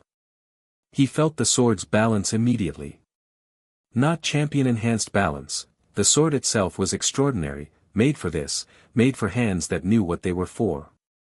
He turned it once and it was right the way his wand was right. He looked at the basilisk. "All right," he said. "This is going to be different from what you're used to." He moved. Mercury's speed meant the first 10 seconds were him and not the basilisk. He closed the distance before the basilisk had fully registered movement, running low along the chamber floor, and the sword came up in an arc that should have opened the basilisk's underbelly from gill to mid-length. The scales deflected it, not fully, a line of black ichor showing through, but the scales were ancient and dense and it was going to require something more specific. The basilisk opened its eyes. Harry was not looking at them.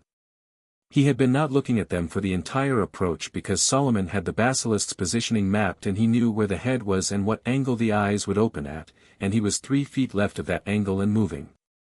He felt the edge of it, not the full gaze, but the peripheral radiation of the killing power, a wave of cold intent, and Achilles' courage meant his feet kept moving and his grip on the sword was steady. He went for the soft tissue behind the jaw.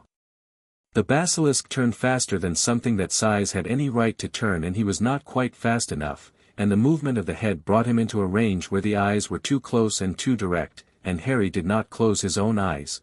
Closing them would have cost him the spatial awareness Solomon needed to track the creature, but he did something else.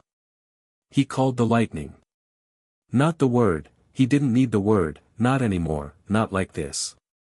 He called it the way you call something that lives in you, and Zeus' power moved through his wand arm and out through the sword he was holding, the metal conducting it, channeling it, and the sword of Gryffindor had 1,000 years of Gryffindor power in it, and it recognized what was moving through it and met it, and the lightning that came out of the sword's point was not a simple electrical discharge. It hit the basilisk's eye. The basilisk made a sound that shook the chamber walls. Fawkes came in fast and took the other, claws raking, and then it was over for the eyes, the basilisk blind now, thrashing, and Harry was back in his element, back in the pure spatial problem of a mobile fighter against a large and furious opponent in a confined space. He moved through it the way he moved through everything, with the combined clarity of 1,000-year-old warrior's courage and his own clear head. The sword went into the roof of the basilisk's mouth from underneath when the head came down, and he went with it, riding the descent, driving the blade up and through with Hercules at full application. The fong came through the back of his hand. He registered it as information before he registered it as pain, something long and cold through the meat of his hand, the basilisk's death spasm driving a fong through and through, and then the venom was in him and the pain arrived with the specific intensity of something that was supposed to be fatal. He stepped back. Pulled his hand off the fong. Looked at it. The wound was bad. The venom was worse, he could feel it moving, and Solomon was telling him exactly how much time he had, and it was not a comfortable amount of time. Tom Riddle, still glowing ghost green across the chamber, was watching this with an expression that had moved from surprised to satisfied. "Basilisk venom," he said. "There is no antidote. You have minutes." "I know," Harry said. He looked at his hand. He felt the venom moving and Atlas' stamina holding against it, slowing it. His constitution was extraordinary, but even extraordinary had a ceiling against something this specific. He felt Zeus' lightning and his own magic trying to burn it out and not quite getting there. Fawkes landed on his shoulder. The tears came in the way of phoenix tears, not a gesture, not a performance, just salt and fire and something so specific to life that it knew death by contrast and denied it. The wound closed. The venom stopped moving. The pain went out like a switched-off light. Harry looked at his hand, closed the fingers, opened them. He looked at Tom Riddle. He looked at the diary, still lying on the stones beside Ginny. He picked up the basilisk fawn. Tom Riddle understood what was happening before it happened. That is a Horcrux, I know what it is, Harry said. You'll kill her, Tom said. The diary goes, everything she's poured into it goes with it. No, Harry said. That's not how it works. I've read the theory. The soul fragment in the diary doesn't contain what Ginny gave it. It takes. It doesn't give back what it takes. You're lying because you're afraid. Tom Riddle went through something that was the ghost equivalent of naked. What showed, just for a moment, was not the 16-year-old Voldemort in Genesis. It was something much older. Something that had been holding the lie of power over annihilation for 50 years in a book and was suddenly faced with a 10-year-old who had read the right books and was holding the right fang. You can't destroy me, Tom said, and his voice was perfectly level in a way that was specifically the voice of something that is very afraid. I can, Harry said simply. He drove the basilisk fawn through the diary. The scream was not sound. It was the chamber and the air and the magic all at once, a dissolution, something that had been anchored for 50 years suddenly unanchored, and Tom Riddle unraveled from the feet up, from the edges in, his ghost form going transparent and then gone, and the diary on the floor bled black ink from the page in fast, pulsing lines until the page was white and the diary was just a diary. Silence. Harry stood in it. He was bleeding from his hand despite the phoenix tears. The fawn had left a mark, not a wound, just a mark, and the chamber was enormous and quiet and the basilisk was enormous and still and the green light was fading. He went to Ginny. She was waking, slowly, blinking, confused in the specific way of someone coming back from somewhere they didn't choose to go. She looked at the chamber and the basilisk and Harry and back at the chamber, and her face went through everything. It's done, Harry said. Ginny. It's done. The diary, we got it. You're okay. She looked at her hands. Then at Harry. Her eyes were wet but her jaw was set and she was, Harry thought, going to be all right in the way that people were all right after difficult things, not immediately, not without cost, but genuinely and eventually. I didn't know, she said. I know you didn't, Harry said. I thought I was going mad. I couldn't remember, and the roosters, someone was killing them. She pressed her hands over her face. Hey, Harry said. Listen. He waited until she lowered her hands. You fought it for months. Whatever the diary did, you fought it the whole time. The fact that Riddle needed the full school year to get here. That was you resisting. He looked at her directly. You held on. Don't forget that part. Ginny held his gaze for a long moment. Then she nodded, and it was the specific nod of someone filing something away in the place where real things go.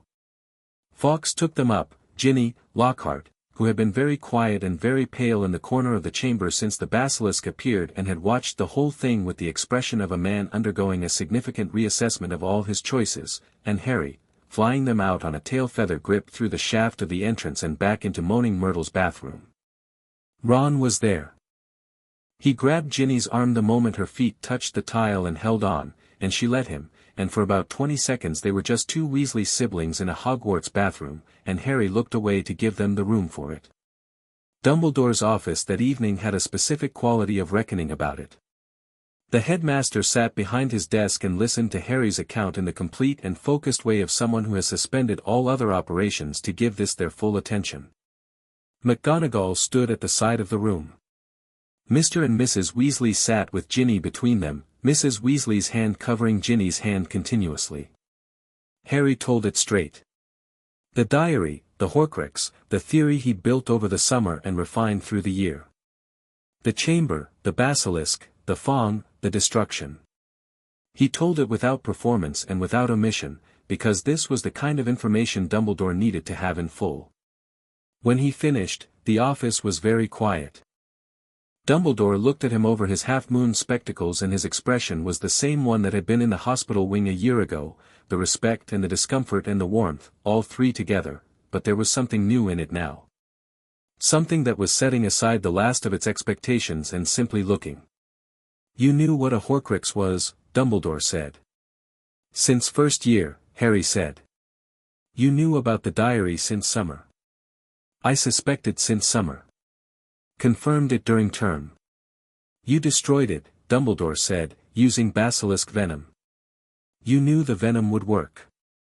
A Horcrux is a container for a soul fragment, Harry said.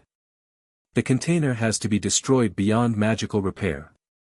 Basilisk venom is one of very few substances with that property. He paused. The sword of Gryffindor will carry the venom now. Worth noting. Dumbledore looked at the sword, which was on Harry's side of the desk. Harry had kept hold of it, because it felt rude to leave it in a chamber, and his expression did something deep and careful. Yes, he said. Worth noting. There are more, Harry said. Horcruxes. The diary was one of several. The room was very quiet. Dumbledore looked at Harry for a very long time. What moved across the old man's face was not surprise, not quite surprise, but the particular expression of someone who has been carrying a difficult knowledge alone for a long time and has just been told they don't have to. Yes, Dumbledore said, quietly. There are. I know you're working on it, Harry said. I want to help. I'm telling you I'll help, not asking permission. He kept his voice even and direct. I know you have reasons for keeping things from me. I know those reasons are protective and I know some of them are strategic and I know some of them involve decisions you made years ago that are hard to walk back. But sir, I think we both know the protection isn't what it was. Dumbledore's mouth moved in something that was almost a smile. No, he said. It is distinctly not what it was. Then let me help. The firelight moved in the portraits on the walls. Former headmasters pretending to sleep. The sorting hat on its shelf. Fawkes on his perch, watching the room with the steady amber eye of something that has seen many of these conversations.